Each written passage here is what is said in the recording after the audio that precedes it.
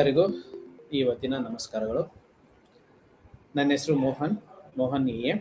ನಾನು ಕಳೆದ 9 ವರ್ಷಗಳಿಂದ ಮನೋವಿಜ್ಞಾನ ವಿಭಾಗದಲ್ಲಿ ಕೆಲಸವನ್ನು ನಿರ್ವಹಿಸಿಕೊಳ್ತಾ ಬರ್ತಾ ಇದ್ದೇನೆ. ಪ್ರಸ್ತುತ ನಾನು ಜ್ಞಾನಭಾರತಿ ಕ್ಯಾಂಪಸ್ಸಿನ ಬೆಂಗಳೂರು ವಿಶ್ವವಿದ್ಯಾಲಯದ ಮನೋವಿಜ್ಞಾನ ವಿಭಾಗದಲ್ಲಿ ಕಾರ್ಯವನ್ನು ನಿರ್ವಹಿಸ್ತಾ ಇದ್ದೇನೆ. ಇವತ್ತಿನ ವಸ್ತು ವಿಷಯ ಸಾಮಾಜಿಕ ಮನೋವಿಜ್ಞಾನದಲ್ಲಿ ಸಂಸ್ಕೃತಿ, ಕಲ್ಚರ್. ಅದರದ ಸ್ವರೂಪ, ವ್ಯಾಖ್ಯಾನಗಳು, ಅದರದ ಸ್ವಭಾವ, ಬೇಸಿಕ್ ಕಾನ್ಸೆಪ್ಟ್ ಆಫ್ ಸಂಸ್ಕೃತಿ, ನಮ್ಮ ಕಲ್ಚರ್ದು ಏನಿದೆ, ಆಯಾಮಗಳು ಏನಿದೆ, ಅದನ್ನ ಇವತ್ತು ನೋಡ್ತಾ ಹೋಗೋಣ. ಸಂಸ್ಕೃತಿಯ ಮಹತ್ವ, ಸಂಸ್ಕೃತಿಯ ಪಾತ್ರ ಹೇಗೆ ಈ ಸಮಾಜ ಮನೋವಿಜ್ಞಾನದಲ್ಲಿ ಬೆಸೆದುಕೊಳ್ಳುತ್ತೆ, ಹೇಗೆ ಈ ಒಂದು ಸಂಸ್ಕೃತಿ ಅಂತಕ್ಕಂಥದ್ದು ನಮ್ಮ ಆಚಾರ ವಿಚಾರಗಳು, ನಮ್ಮ ಉಡುಗೆ ತೊಡುಗೆಗಳು ನಮ್ಮ ಮನೋವೈಜ್ಞಾನಿಕ ಆಯಾಮಗಳಲ್ಲಿ ಅಥವಾ ಮನೋವೈಜ್ಞಾನಿಕ ಹಿನ್ನೆಲೆಯಲ್ಲಿ ಬರುತ್ತೆ.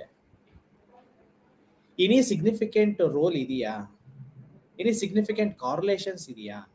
ಇದನ್ನೆಲ್ಲ ನಾವು ವಿಶದವಾಗಿ ನಾವು ನೋಡ್ತೀವಿ ಅನ್ನೋದಾದ್ರೆ, ಅಫ್ಕೋರ್ಸ್ ಈ ಸಂಸ್ಕೃತಿ, ಒಬ್ಬ ಮನುಷ್ಯ ಅಂತ ಅಂದ್ಮೇಲೆ ನಾವು ಅಧ್ಯಯನ ಮಾಡುವಂತಹ ವರ್ತನೆ ಏನಿದೆ, ಆ ವರ್ತನೆ ಈ ಎಲ್ಲ ಆಯಾಮಗಳಲ್ಲಿಯೂ ಸಹ ಬೆಸೆದುಕೊಂಡಿರುತ್ತೆ, ಕನೆಕ್ಷನ್ಸ್ ಅನ್ನ ಹೊಂದಿರುತ್ತೆ, ಅಸೋಸಿಯೇಷನ್ಸ್ ಅನ್ನ ಹೊಂದ್ಕೊಂಡಿರುತ್ತೆ.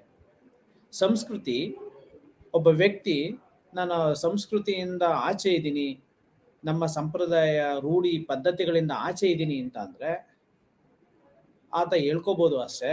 ಆದ್ರೆ ಎಲ್ಲೋ ಒಂದು ಕಡೆ ಆತನ ಆಚಾರ ವಿಚಾರ, ಥಾಟ್ ಪ್ರೊಸೆಸ್ಸು, ಥಿಂಕಿಂಗ್ ಪ್ರೊಸೆಸ್ಸು, ಅವನ ಒಂದು ರೂಢಿಗತವಾಗಿ ಬಂದಿರತಕ್ಕಂಥ ಒಂದು ಸಂಪ್ರದಾಯಗಳು, ಆಚಾರ ವಿಚಾರಗಳು, ಮತ್ತೆ ಆತ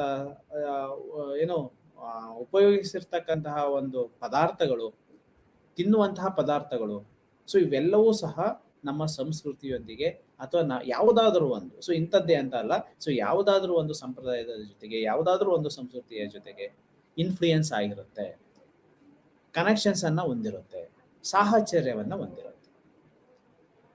ಹೇಗೆ ಈಗ ನಾವು ನಮ್ಮ ಉಡುಗೆ ತೊಡುಗೆಗಳು, ನಾವು ತಿನ್ನುವಂತಹ ಆಹಾರ ಪದಾರ್ಥಗಳು, ಒಂದು ಸಾಮಾನ್ಯವಾಗಿ ಹೇಳ್ಬೇಕು ಅನ್ನೋದಾದ್ರೆ north Karnataka, south Karnataka, north India, south India, ಅಥವಾ ವೆಸ್ಟರ್ನ್ ಕಂಟ್ರೀಸು, ನಮ್ಮ ಇಂಡಿಯನ್. ಒಂದು ಎಕ್ಸಾಂಪಲ್ ಕೊಡ್ಬೇಕು ಅನ್ನೋದೇ ಆದ್ರೆ, ಒಂದು ಊಟದ ವಿಚಾರದಲ್ಲಿ, ತಿನ್ನುವಂತಹ ವಿಚಾರದಲ್ಲಿ ಅನೇಕ ವೈವಿಧ್ಯತೆಯಾದಂತಹ ಒಂದು ತಿಂಡಿ ತಿನಿಸುಗಳು ಇರೋದನ್ನ ನಾವು ಕಾಣಬಹುದು. ಕರ್ನಾಟಕದ ಮಟ್ಟಿಗೆ ಬರೋದಾದ್ರೆ ನಾರ್ತ್ ಕರ್ನಾಟಕದಲ್ಲೆಲ್ಲ ಜೋಳದ ರೊಟ್ಟಿ, ಶೇಂಗಾದ ಚಟ್ನಿ, ಅವರು ಉಪಯೋಗಿಸ್ತಕ್ಕಂತಹ ಕೆಲವೊಂದು ಪದಾರ್ಥಗಳು, ಈ ತರದೆಲ್ಲ ವಿಭಿನ್ನವಾಗಿರುತ್ತೆ.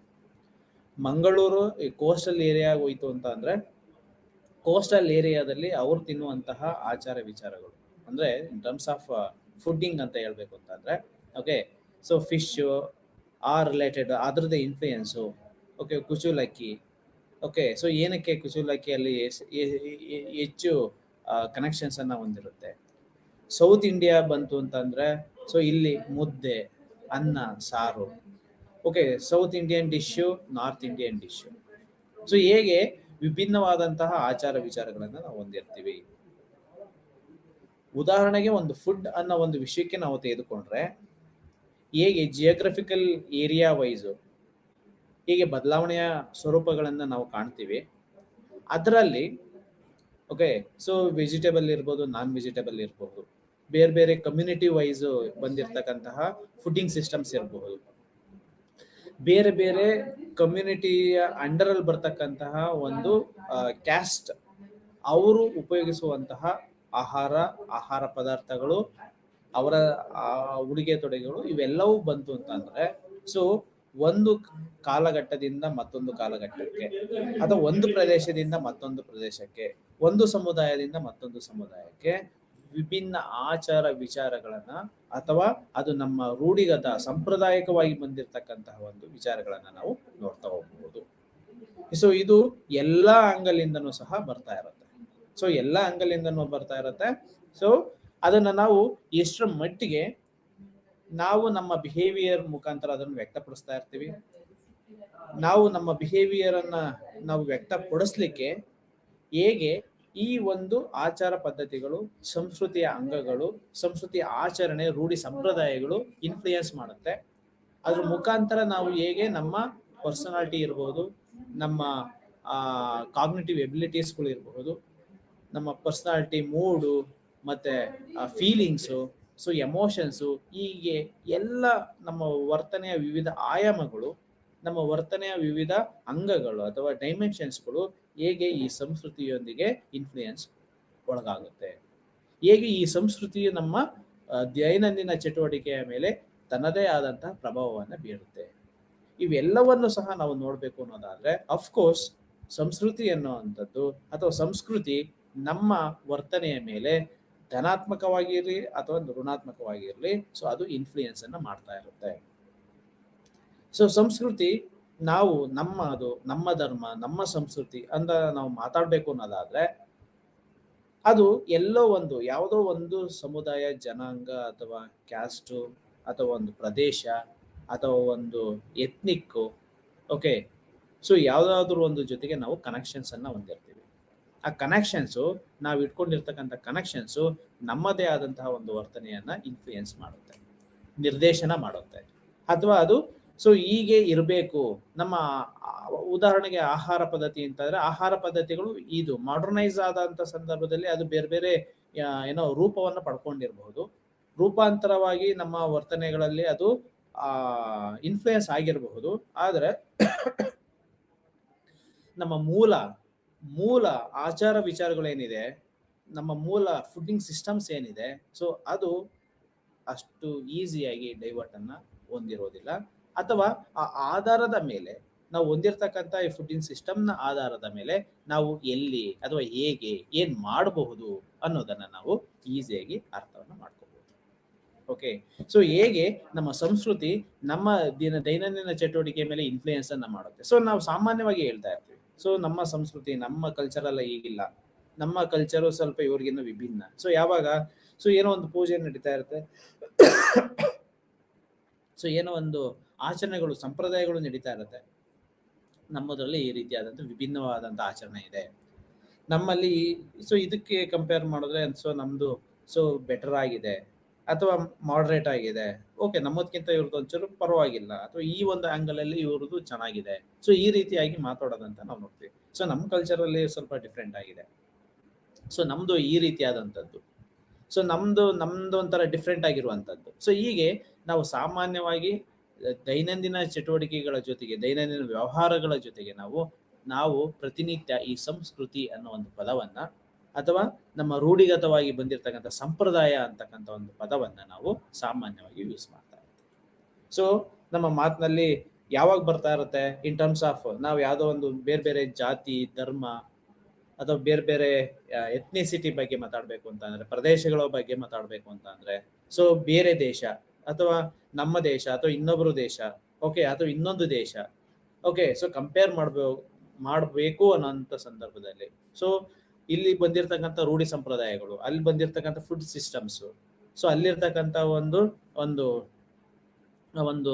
ರೋಡ್ ಸಿಸ್ಟಮ್ ಅಥವಾ ಅಡ್ಮಿನಿಸ್ಟ್ರೇಟಿವ್ ಸಿಸ್ಟಮ್ ಅಥವಾ ಇನ್ಯಾವುದೋ ಒಂದು ಆಂಗಲ್ ಇಂದ ನಾವು ಒಂದು ಕಂಪೇರ್ ಮಾಡಬೇಕು ಅಂತ ಅಂದಾಗ ಅಥವಾ ಮಾತಾಡ್ಬೇಕು ಅಂತ ಅಂದಾಗ ಅಥವಾ ಒಂದು ಡಿಸ್ಕಷನ್ ಬಂತು ಅಂತ ಸಂದರ್ಭದಲ್ಲಿ ನಾವು ಸಂಸ್ಕೃತಿ ಅಂತ ಒಂದು ಪದಗಳು ಸಾಮಾನ್ಯವಾಗಿ ಬರ್ತಾ ಹೋಗುತ್ತೆ. ಸೊ ಇನ್ನು ಎಲ್ಲಿ ಬರುತ್ತೆ ಇಂತಹ ಒಂದು ಮಾತುಗಳು ಅಥವಾ ಇಂತಹ ಒಂದು ಪ್ರಕ್ರಿಯೆಗಳು ಇನ್ನೆಲ್ಲಿ ಬರುತ್ತೆ? ಓಕೆ, ಸೊ ಆಚರಣೆಗಳು ಅಂತ ಬಂದಾಗ, ಆಚರಣೆಗಳು ಅಂತ ಅಂದಾಗ ಸೊ ಒಂದು ಫೆಸ್ಟಿವಲ್ ಇರ್ಬೋದು, ಓಕೆ, ಸೊ ಯಾವ್ದಾದ್ರು ಒಂದು ಫಂಕ್ಷನ್ಸ್ ಇರ್ಬೋದು, ಯಾವುದೇ ಒಂದು ಜಾತಿಯ ಅಥವಾ ಸಮುದಾಯದ ಅಥವಾ ಯಾವುದೇ ಒಂದು ಎಥ್ನಿಸಿಟಿಯ ರೇಸ್ನ, ಓಕೆ, ಸೊ ಅವ್ರದೇ ಒಂದು ಕಂಡು ಬಂದಿರತಕ್ಕಂಥ ಒಂದು ಸಂಪ್ರದಾಯಗಳಿರ್ಬೋದು. ಸೊ ಅಂತ ಸಂದರ್ಭದಲ್ಲಿ ನಾವು ಸಂಸ್ಕೃತಿಯ ಬಗ್ಗೆ ಸಾಮಾನ್ಯವಾಗಿ ಮಾತಾಡ್ತೀವಿ.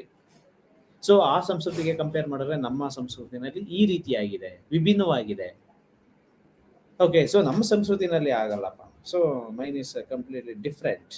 ಓಕೆ, ಸೊ ಉತ್ತಮ ಯಾವುದು, ಕಳಪೆ ಯಾವುದು ಅನ್ನೋದು ವಿಷಯ ಅಲ್ಲ. ಓಕೆ, ಸಂಸ್ಕೃತಿ ಅನ್ನೋದು ಅಂದ್ರೆ ಅವ್ರು ಬಂದಿರತಕ್ಕಂತಹ ರೂಢಿ ಸಂಪ್ರದಾಯಗಳು ಏನಿರುತ್ತೆ, ಅವರು ಆ ತಲಾಂತರಗಳಿಂದ ಅದನ್ನು ಕಾಪಾಡ್ಕೊಂಡ್ ಬಂದಿರತಕ್ಕಂಥದ್ದು, ಆಚರಣೆ ಮಾಡ್ಕೊಂಡು ಬಂದಿರತಕ್ಕಂಥದ್ದು, ಅಥವಾ ರೂಢಿನಲ್ಲಿ ಆಸುವಕ್ಕಾಗಿ ಬಂದಿರತಕ್ಕಂಥದ್ದು. ಸೊ ಇದೆಲ್ಲ ಏನ್ ಮಾಡುತ್ತೆ, ಸೊ ನಾವು ಉದಾಹರಣೆಗೆ ಹೇಳ್ಬೇಕು ಅಂದ್ರೆ ನಾವೇನೋ ಒಂದು ಪೂಜೆ ಮಾಡ್ತಾ ಇರ್ತೀವಿ. Okay, so every for example Saturday ಅಥವಾ ಎವ್ರಿ ಸಂಡೇ ಸೊ ನಾವು ಏನೋ ಒಂದು ಪ್ರಾಕ್ಟೀಸ್ ಅನ್ನ ಮಾಡ್ಕೊಂಡ್ ಬಂದಿರ್ತೀವಿ. ಸೊ ಯಾವ್ದಾದ್ರು ಒಂದು ವೀಕ್ ಸೊ ಆ ಒಂದು ಪೂಜೆ, ವಿಶೇಷವಾದಂತ ಒಂದು ಪೂಜೆ ಸ್ಕಿಪ್ ಆಯ್ತು ಅಂತ ಅಂದಾಗ ನಮ್ಮ ಮನಸ್ಸಿನಲ್ಲಿ ಸೊ ಏನೋ ಒಂದು ಇನ್ಫ್ಲೂಯೆನ್ಸ್ ಆಗುತ್ತೆ.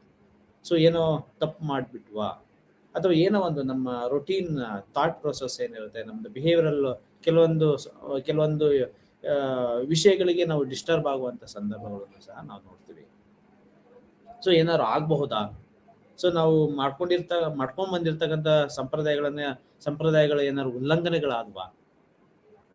ಸೊ ಹೀಗೆ ನಮ್ಮ ಅನೇಕ ವಿಚಾರಗಳು, ನಮ್ಮ ಆಚರಣೆ ಸಂಪ್ರದಾಯಗಳ ಬಗ್ಗೆ ಸೊ ಅನೇಕ ರೀತಿಯಾದಂತಹ ವೈವಿಧ್ಯಮಯವಾದಂತಹ ಆಚರಣೆಗಳನ್ನ ನಾವು ನೋಡಬಹುದು. ಆ ಆಚರಣೆಯ ಸಂದರ್ಭದಲ್ಲಿ ನಾವು ಸಂಸ್ಕೃತಿ, ಸೊ ಈ ಊಟದ ವಿಷಯ ಅಂತ ಬಂದಾಗ ಸೊ ನಾವು ಆಗ್ಲೇ ಹೇಳ್ದಿರೋ ಹಾಗೆ ಊಟ, ಸಂಪ್ರದಾಯ, ಊಟ ಅಂತ ಬಂದಾಗ ಸೊ ಪ್ರದೇಶವಾರು ಅಥವಾ ಜಾತಿವಾರು, ಸಮುದಾಯವಾರು, ಓಕೆ, ಸೊ ಅಥವಾ ಧರ್ಮವಾರು, ಅಥವಾ ಬೇರೆ ಬೇರೆ ಈಗ ಏನು ಹೇಳ್ಬೋದು, ಸೊ ಎವ್ರಿ 20 ಕಿಲೋಮೀಟರ್ ಅಥವಾ ಎವ್ರಿ 50 ಕಿಲೋಮೀಟರ್ ಒಂದು ಜಿಯೋಗ್ರಫಿಕಲ್ ಏರಿಯಾ ಬಂದಾಗ ಸೇಮ್ ಕಮ್ಯುನಿಟಿ ಅಥವಾ ಸೇಮ್ ಏನೋ ಆಚಾರ ವಿಚಾರಗಳು ಇತ್ತು ಅಂತ ಅಂದ್ರೂ ಸಹ ಈ ಜಿಯೋಗ್ರಫಿಕಲ್ ವೈಸ್ ಬದಲಾವಣೆ ಆಗೋದ್ರಿಂದ, ಅದರ ಪರಿಸರದ ಇನ್ಫ್ಲೂಯೆನ್ಸ್ ಆಗೋದ್ರಿಂದ ಸೊ ಅಲ್ಲಿ ಬಂದಿರತಕ್ಕಂಥ ಊಟ ಅಥವಾ ಅಲ್ಲಿ ಬಂದಿರತಕ್ಕಂಥ ಅಥವಾ ಬೆಳಿಬಹುದಾಗಿರ್ತಕ್ಕಂಥ ಅಲ್ಲಿ ಅವೈಲಬಿಲಿಟಿ ಇರ್ತಕ್ಕಂತಹ ಒಂದು ಪದಾರ್ಥಗಳೇನಿರುತ್ತೆ ಅದರ ಬಳಕೆ, ಅದರಿಂದ ಅವರಲ್ಲಿ ಆಗ್ತಕ್ಕಂಥ ಒಂದು ಪರಿಸರದ ಇನ್ಫ್ಲೂಯೆನ್ಸು, ಅದು ನಮ್ಮ ವರ್ತನೆಯ ಮೇಲೆ, ನಮ್ಮ ಆಚಾರ ವಿಚಾರಗಳ ಮೇಲೆ ಏನು ಇನ್ಫ್ಲೂಯೆನ್ಸ್ ಆಗುತ್ತೆ. ಸೊ ಅದೇ ರೀತಿಯಾದಂತಹ ಬಟ್ಟೆ, ಓಕೆ, ಈಗ ಸಾಮಾನ್ಯವಾಗಿ ನಾವು ನೋಡ್ತಾ ಹೋಗ್ಬೋದು. ಓಕೆ, ಈ ಸೋಷಿಯಲ್ ಡೆಮೋಗ್ರಫಿಕಲ್ ವೇರಿಯೇಬಲ್ ಅಂತ ಅಂದಾಗ ಬಡತನ, ಸೊ ಅವರು ವೇರ್ ಮಾಡುವಂಥದ್ದು ಮಾಡ್ರೇಟ್ ಅಥವಾ ಮಾಡ್ರನ್, ಓಕೆ, ಸೊ ಅಥವಾ ಉಳ್ಳದವರು, ಓಕೆ, ಸೊ ಅಥವಾ ಸೊ ವೆಸ್ಟರ್ನ್ ಅಥವಾ ಮಾಡರ್ನೈಸ್ಡ್ ಸಿಟಿ ಅಥವಾ ಮಾಡರ್ನೈಸ್ಡ್ ಆರ್ ವೆಸ್ಟರ್ನ್ ಕಲ್ಚರ್ ಅಥವಾ ವೆಸ್ಟರ್ನ್ ಏನೋ ದ ಕಂಟ್ರೀಸ್ ಇಂಡಿಯಾ, ಸೊ ಅದರಲ್ಲಿ ರೂರಲ್, ಸೊ ಅದರಲ್ಲಿ ಬಡತನದಲ್ಲಿ ಇರ್ತಕ್ಕಂಥ ಕೆಲವೊಂದು ಇದು. ಸೊ ಈ ರೀತಿಯಾದ ಬಟ್ಟೆಗಳನ್ನ ನಾವು ನೋಡ್ಬೋದು ಅಂದಾಗ, ಅಥವಾ ಫ್ಯಾಷನೇಟ್, ಸೊ ಯಾರಿಗೆ ಆಟಿಟ್ಯೂಡ್ ಇರುತ್ತೆ, ಸೊ ಫ್ಯಾಷನೇಟ್ ಆಗಿರ್ತಕ್ಕಂಥ ಡಿಫ್ರೆಂಟ್ ಕೈಂಡ್ಸ್ ಆಫ್ ಏನೋ ಆಂಗಲ್ ಅನ್ನ ಅಥವಾ ಡಿಸೈನ್ ಮುಖಾಂತರ ನಾವು ನಮ್ಮ ಬಟ್ಟೆಯನ್ನ ಪ್ರಚಲಿಸ ಪಡಬೇಕು. ಸೊ ಈ ಎಲ್ಲ ಆಂಗಲ್ ಇಂದ ನೋಡ್ತು ಅಂತ ಅಂದಾಗ ನಮ್ಮ ಸಂಸ್ಕೃತಿ ಏನು ಅದನ್ನ ಪ್ರಾಕ್ಟೀಸ್ ಮಾಡ್ಕೊಂಡ್ ಬಂದಿರ್ತೀವಿ ಅದು ಇನ್ಫ್ಲೂಯೆನ್ಸ್ ಆಗಿರುತ್ತೆ. ಓಕೆ, ಸೊ ಅದು ಈಗ ಸಾಮಾನ್ಯವಾಗಿ ದೇವರ ದರ್ಶನ, ಸೊ ಏನೆಲ್ಲ ಮಾಡರ್ನೈಸ್ ಡ್ರೆಸ್ ಹಾಕೋಬಹುದು. ಓಕೆ, ಸೊ ನಮ್ಮ ಹಿಂದೂ ಕಲ್ಚರಲ್ ಅಂತ ನಾವು ತೆಗೆದುಕೊಂಡಾಗ ಒಂದು ದೇವಸ್ಥಾನ ಹೋಗ್ತೀವಿ ಅಂತಂದ್ರೆ ಒಂದು ಬಿಳೆ ಶರ್ಟು ಅಥವಾ ಬಿಳೆ ಪಂಚೆಗಳನ್ನು ಉಟ್ಕೊಂಡು ಹೋಗ್ತೀವಿ. ಸೊ ದರ್ಶನ ಎಲ್ಲ ಮುಗಿತು, ನಾವು ಹೋಗಿ ಒಂದು ರೂಮ್ಗೆ ಹೋಗಿ ಫ್ರೆಶ್ ಅಪ್ ಆಗ್ತೀವಿ. ನಾವು ಮಾಮೂಲಿ ಆದಂತಹ ಬಟ್ಟೆಗಳು, ನಾವು ಏನು ದೈನಂದಿನ ಚಟುವಟಿಕೆಗಳಲ್ಲಿ ವೇರ್ ಮಾಡ್ತಾ ಇದೀವಿ ಅದನ್ನ ಹಾಕೊಳ್ತೀವಿ. ಅಥವಾ ಮಾಡ್ರನ್ ಅಥವಾ ಸಿಟಿಗೆ ಬಂತು ಅಂತ ಅಂದಾಗ, ಓಕೆ, ಸೊ ಇಲ್ಲಿ ಈಗ ಧರ್ಮಸ್ಥಳ ಅಥವಾ ಕುಕ್ಕೆ ಸುಬ್ರಹ್ಮಣ್ಯ, ಬೇರೆ ಯಾವುದೋ ಒಂದು ದೇವಸ್ಥಾನಗಳಿಗೆ ಹೋಗ್ತೀವಿ, ಅಥವಾ ಇನ್ಯಾವುದೋ ಚರ್ಚ್, ಮಸೀದಿ, ಇನ್ಯಾವುದೋ ಹೋಗ್ತೀವಿ. ಅಲ್ಲಿ ಆ ಸಂದರ್ಭದಲ್ಲಿ ಉಡುವಂತಹ ಬಟ್ಟೆಗಳು ನಾವು ಎಂಜಾಯ್ ಮಾಡುವಂಥ ಸಂದರ್ಭದಲ್ಲಿ ದೈನಂದಿನ ಚಟುವಟಿಕೆಗಳಲ್ಲಿ ಸೊ ಈ ಎಲ್ಲ ಹೇಗೆ ಇನ್ಫ್ಲೂಯೆನ್ಸ್ ಆಗುತ್ತೆ, ಹೇಗೆ ವೇರಿಯೇಷನ್ಸ್ ಆಗುತ್ತೆ, ಯಾಕೆ ವೇರಿಯೇಷನ್ ಆಗುತ್ತೆ ಅಂತಂದ್ರೆ ಸೊ ಅದ್ರದ್ದು ಏನು ಇನ್ಫ್ಲೂಯೆನ್ಸ್ ಏನಿರುತ್ತೆ ಆ ಇನ್ಫ್ಲೂಯೆನ್ಸ್ ಕಾರಣಗಳಿಗೋಸ್ಕರ ಬೇರೆ ಬೇರೆ ಪ್ರದೇಶಗಳಲ್ಲಿ ಬೇರೆ ಬೇರೆ ಸಂದರ್ಭಗಳಲ್ಲಿ ಸೊ ನಾವು ಉಡುವಂತ ಬಟ್ಟೆಗಳು ಸಹ ಬದಲಾಗುತ್ತೆ. ಬಟ್ಟೆಗಳು ಬದಲಾಗುತ್ತೆ ಅಂತಂದ್ರೆ ನಮ್ಮ ಯೋಚನೆಗಳು ಬದಲಾಗಿರುತ್ತೆ. ಓಕೆ, ಸೊ ಏನಕ್ಕೋಸ್ಕರ ಅಲ್ಲಿ ಹೋದಾಗ ಅದನ್ನೇ ಮಾಡ್ಕೊಳ್ತೀವಿ, ಅದೇ ವೈಟ್ ಅಂಡ್ ವೈಟ್ ಅಲ್ಲೇ ಹೋಗ್ತೀವಿ. ಓಕೆ, ಅಲ್ಲಿ thought process, so thought process ಎಲ್ಲದೂ ಸಹ ನಮ್ಮ ಕಾಗ್ನಿಷನ್ ನಿರ್ಧಾರ ಮಾಡುತ್ತೆ. ಓಕೆ, ಸೊ ಒಂದು ಪ್ರಾಕ್ಟೀಸ್ ಮಾಡ್ಕೊಂಡ್ ಬಂದಿದ್ವಿ ಆ ಪ್ರದೇಶಕ್ಕೆ, ಅಲ್ಲಿ ಆ ಸ್ಥಳಕ್ಕೆ ನಾವು ಅಲ್ಲಿಗೆ ಅದೇ ರೀತಿಯಾಗಿ ಹೋಗ್ಬೇಕು. ಓಕೆ, ಸೊ ಇದೆಲ್ಲ ನಮಗೆ ಬಂದಿರ್ತಕ್ಕಂಥ ಸೊ ಅದೇ ರೂಢಿ ಸಂಪ್ರದಾಯಗಳು, ಸಂಸ್ಕೃತಿ. ಸೊ ಅವರು ಒಂದು ಸಿಸ್ಟಮ್ ಅನ್ನ ಮಾಡ್ಕೊಂಡ್ ಬಂದಿದ್ದಾರೆ, ನಾವು ಇಂಥ ಸಿಸ್ಟಮ್ ಅಲ್ಲಿ ಬಂದಿದೀವಿ. ನಮ್ಮ ತಂದೆ ಇರ್ಬೋದು, ನಮ್ಮ ಅದೇ ಜನರೇಷನ್ ವೈಸ್ ನಾವು ತೆಗೆದುಕೊಂಡಾಗ ಸೊ ಅವರೆಲ್ಲ ರೂಢಿ ಸಂಪ್ರದಾಯಗಳು ಇದೇ ಆಗಿದೆ, ನಾವು ನೆಕ್ಸ್ಟ್ ಜನರೇಷನ್ಗೆ ಇದನ್ನೇ ನಾವು ಕೊಡಬೇಕಾಗಿದೆ. ಸೊ ಆಟೋಮೆಟಿಕಲಿ ನಮ್ಮ ಕಾಗ್ನೇಷನ್ಸ್ ಅಲ್ಲಿ ಅದೆಲ್ಲ ತುಂಬ್ಕೊಂಡ್ಬಿಡುತ್ತೆ. ಅದನ್ನು ಬಿಟ್ಟು ಯೋಚನೆ ಮಾಡಬೇಕಾ? ಸೊ ಅಫ್ಕೋರ್ಸ್ ಇರುತ್ತೆ. ಸೊ ಎಷ್ಟು ಆ ಒಂದು ಸಿಸ್ಟಮ್ ಇಂದ ನಾವು ದೂರ ಹೋಗ್ಬೋದು? ಸೊ ಪರ್ಸೆಂಟೇಜ್ ತುಂಬಾ ಕಡಿಮೆ ಇರ್ಬೋದು. ಓಕೆ, ಅಂದ್ರೆ ನಮ್ಮ ವರ್ತನೆಗಳು ಏನೆಲ್ಲ ಬದಲಾಗಿರುವಂತ ಒಂದು ಸಂದರ್ಭ, ಸನ್ನಿವೇಶ, ವಾತಾವರಣದಲ್ಲಿ ನಾವಿತ್ತು ಅಂತ ಅಂದ್ರೂ ಸಹ ನಮ್ಮ ರೂಢಿಗಳು, ಸಂಪ್ರದಾಯಗಳು ಪ್ರತಿಯೊಂದು ಹಂತದಲ್ಲಿಯೂ, ಪ್ರತಿಯೊಂದು ಆಯಾಮಗಳಲ್ಲಿಯೂ ತನ್ನದೇ ಆದಂಥ ಮಧ್ಯಪ್ರವೇಶವನ್ನ ಮಾಡುತ್ತೆ, ಇನ್ಫ್ಲೂಯೆನ್ಸ್ ಅನ್ನು ಮಾಡುತ್ತೆ. ಅದನ್ನು ಹೊರತಾಗಿ ನಾವು ಯಾವುದನ್ನು ಊಹಿಸ್ಕೊಳ್ಳಿಕ್ಕೂ, ಯಾವುದನ್ನು ಆಲೋಚನೆಯನ್ನ ಮಾಡಲಿಕ್ಕೂ, ಅದನ್ನ ನಾವು ರೂಢಿಗತವಾಗಿ ಮುಂದುವರಿಸ್ಕೊಂಡು ಹೋಗುವಂಥದ್ದು ಸಾಧ್ಯ ಆಗೋದು. So we will be get influenced by our culture. Okay, so ಬಟ್ಟೆ ಇರ್ಬೋದು. ಸೊ ಹೀಗೆ ನಮ್ಮಲ್ಲಿ ಏನೇ ನಾವು ಒಬ್ಬ ವ್ಯಕ್ತಿ ಅಂತ ಅಂದಮೇಲೆ ಅವನ ಒಂದು ಹೇರ್ ಸ್ಟೈಲ್ ಇಂದ ಹಿಡಿದು ಟಾಪ್ ಟು ಬಾಟಮ್ ನಾವೇನೆಲ್ಲ ಉಪಯೋಗಿಸ್ಕೊಳ್ತಾ ಇದೀವಿ, ನಮ್ಮ ಐಡೆಂಟಿಟಿ ಯಾವ ರೀತಿ ಆಗಿದೆ, ನಮ್ಮ ಒಂದು ಥಾಟ್ ಪ್ರೊಸೆಸ್ ಯಾವ ರೀತಿ ಆಗಿದೆ, ನಾವು ಯಾರ ಜೊತೆ ಇದ್ದೀವಿ, ನಾವು ಏನನ್ನ ಮಾತನಾಡ್ತಾ ಇದ್ದೀವಿ, ಓಕೆ, ಮಾತನಾಡುವಂತಹ ನಮ್ಮ ಪ್ರಿಪರೇಷನ್ಸ್ ಹೇಗಿದೆ. ಸೊ ಎಲ್ಲರೂ ದಿಸ್ ಇಸ್ ಆನ್ಲೈನ್ ಇದೆ, ಆನ್ಲೈನ್ ನೋಡಿದೆ ನಾವು ಮಾತಾಡೋಣ ಅಂತ. ಓಕೆ, ಸೊ ಯಾಕೆ ಬಂತು, ಯಾವಾಗ ಬಂತು, ಅದರ ಹಿನ್ನೆಲೆಗಳೇನು? ಓಕೆ, ಸೊ ಈ ಒಂದು ಸಾಂಪ್ರದಾಯಿಕ ಪದ್ಧತಿ ಟೀಚಿಂಗ್ ಏನಿರುತ್ತೆ, ಸೊ ಈಗ ವರ್ಚುವಲ್ ಮೋಡ್ಗಳು ಪದ್ಧತಿಗಳು ಏನಾಗಿದೆ, ಯಾವ ರೀತಿ ಮುಂದುವರಿತಾ ಇದೆ. ಸೊ ಇದು ಎಲ್ಲದೂ ಸಹ ತನ್ನದೇ ಆದಂಥ ಒಂದು ಸಿಸ್ಟಮ್ ಅನ್ನ ರಿಫ್ಲೆಕ್ಟ್ ಮಾಡುತ್ತೆ, ಎಜುಕೇಶನ್ ಸಿಸ್ಟಮ್ ಅನ್ನ. ಸೊ ಅದು ಹೀಗೆ, ಅದು ಹಾಗಲ್ಲ, ಅದು ಮತ್ತೊಂದು ರೀತಿ ಇನ್ಫ್ಲೂಯೆನ್ಸ್ ಅನ್ನ ಮಾಡುತ್ತೆ. ಓಕೆ, ಸೊ ಇನ್ಫ್ಲೂಯೆನ್ಸು, ಸೊ ಯಾವಾಗ ನಾವು ಪ್ರತಿಯೊಂದು ಆಂಗಲ್ ಇಂದನೂ ನಾವು ಅಸೆಸ್ ಅನ್ನ ಮಾಡ್ತು ಅಂತ ಅಂದಾಗ ಇನ್ಫ್ಲೂಯೆನ್ಸ್ ಆಗ್ತೀವಿ. ಸೊ ಅದು ನಮ್ಮ ಸಂಸ್ಕೃತಿಯನ್ನ ರೆಪ್ರೆಸೆಂಟ್ ಮಾಡುತ್ತೆ. ಸೊ ಎಲ್ಲೆಲ್ಲಿ ಅಥವಾ ಯಾವ ಆಂಗಲ್ ಅಲ್ಲಿ ಅಥವಾ ಡೈಮೆನ್ಷನ್ಸ್ ಅಲ್ಲಿ ನಾವು ನಮ್ಮ ಸಂಸ್ಕೃತಿಯನ್ನ ನಾವು ನೋಡ್ತೀವಿ. ಸೊ ರಾಜಕೀಯ, ಮನೋವೈಜ್ಞಾನಿಕ, ಮನೋಸಾಮಾಜಿಕ, ಸಮಾಜ ವಿಜ್ಞಾನ, ಎಜುಕೇಶನ್, ಮಾರ್ಕೆಟಿಂಗ್. ಓಕೆ, ಸೊ ಇಲ್ಲೆಲ್ಲವೂ ಸಹ, ಈ ಎಲ್ಲಾ ಕ್ಷೇತ್ರದಲ್ಲಿಯೂ ಸಹ ಈ ಸಂಸ್ಕೃತಿ ಎಂತಕ್ಕಂಥದ್ದು ತನ್ನದೇ ಆದಂಥ ಒಂದು ವಿಶೇಷವಾಗಿ ಮುದ್ರೆಯನ್ನ ಒತ್ತುತ್ತೆ. ಸೊ ಅಲ್ಲಿ ಕೆಲವೊಂದು ಬದಲಾದಂಥ ಸಂದರ್ಭದಲ್ಲಿಯೂ ಸಹ ಬದಲಾದ ವ್ಯಾಖ್ಯಾನಗಳನ್ನು ಸಹ ನಾವು ಇರೋದನ್ನ ನಾವು ನೋಡ್ತೀವಿ. ಸೊ ರಾಜಕೀಯ ಅಂತ ತೆಗೆದುಕೊಂಡಾಗ ಸೊ ಏನು ಸಂಸ್ಕೃತಿ, ಈ ಸಂಸ್ಕೃತಿಗೂ ರಾಜಕೀಯಕ್ಕೂ ಅಥವಾ ಒಂದು ಸಂಪ್ರದಾಯಕ್ಕೂ ಒಂದು ಕನೆಕ್ಷನ್ಸ್, ಅದರ ಮೇಲೇನೆ ಎಲ್ಲದೂ ನಿಂತ್ಕೊಳ್ತಾ ಹೋಗುತ್ತೆ. ಅದನ್ನ ಆಚಾರ ವಿಚಾರಗಳನ್ನ ಬಿಟ್ಟು ಮುಂದುವರಿಯೋದಿಲ್ಲ, ಅಥವಾ ಅದನ್ನ ಹೊರತಾಗಿ ಯೋಚನೆ ಮಾಡುವಂತ ಶಕ್ತಿಯು ಸಹ ನಮ್ಮಲ್ಲಿ ಇಲ್ಲ. ಓಕೆ, ಸೊ ಅಥವಾ ಅದರ ಲಾಭ ಇರಬಹುದು, ಅದರಿಂದ ನಷ್ಟ ಇರಬಹುದು, ಅಥವಾ calculation, there is a calculation behind the process of politics which related to culture. ಮನೋವಿಜ್ಞಾನ ಓಕೆ, ಒಬ್ಬ ವ್ಯಕ್ತಿ ಈಗ ಥಿಯರೀಸ್ಗಳೆಲ್ಲ ಆಗಿದೆ, ಸಿದ್ಧಾಂತಗಳಾಗಿದೆ, ನಿಯಮಗಳಾಗಿದೆ. Classical condition for example, classical condition ಏನಕ್ಕೆ ಕಲಿಕೆ ಸಿದ್ಧಾಂತದಲ್ಲಿ ಪ್ರಮುಖ ಪಾತ್ರವನ್ನು ವಹಿಸುತ್ತೆ? ಅದರ ಹಿನ್ನೆಲೆ ಏನು? ಕಂಡೀಷನಿಂಗ್ ಮಾಡ್ಬೋದಾ? ಆ ಮಾಡುವಂತ ಉದ್ದೇಶಗಳೇನು? ಸೊ ಅದನ್ನೆಲ್ಲ ನಾವು ನೋಡ್ಕೊಳ್ಳೋದೇ ಆದ್ರೆ, ಅದನ್ನು ಮನೋವೈಜ್ಞಾನಿಕವಾಗಿ ನಾವು ವಿಶ್ಲೇಷಣೆಯನ್ನು ಮಾಡೋದೇ ಆದ್ರೆ, ಅಫ್ಕೋರ್ಸ್ ನಾವು ಒಂದು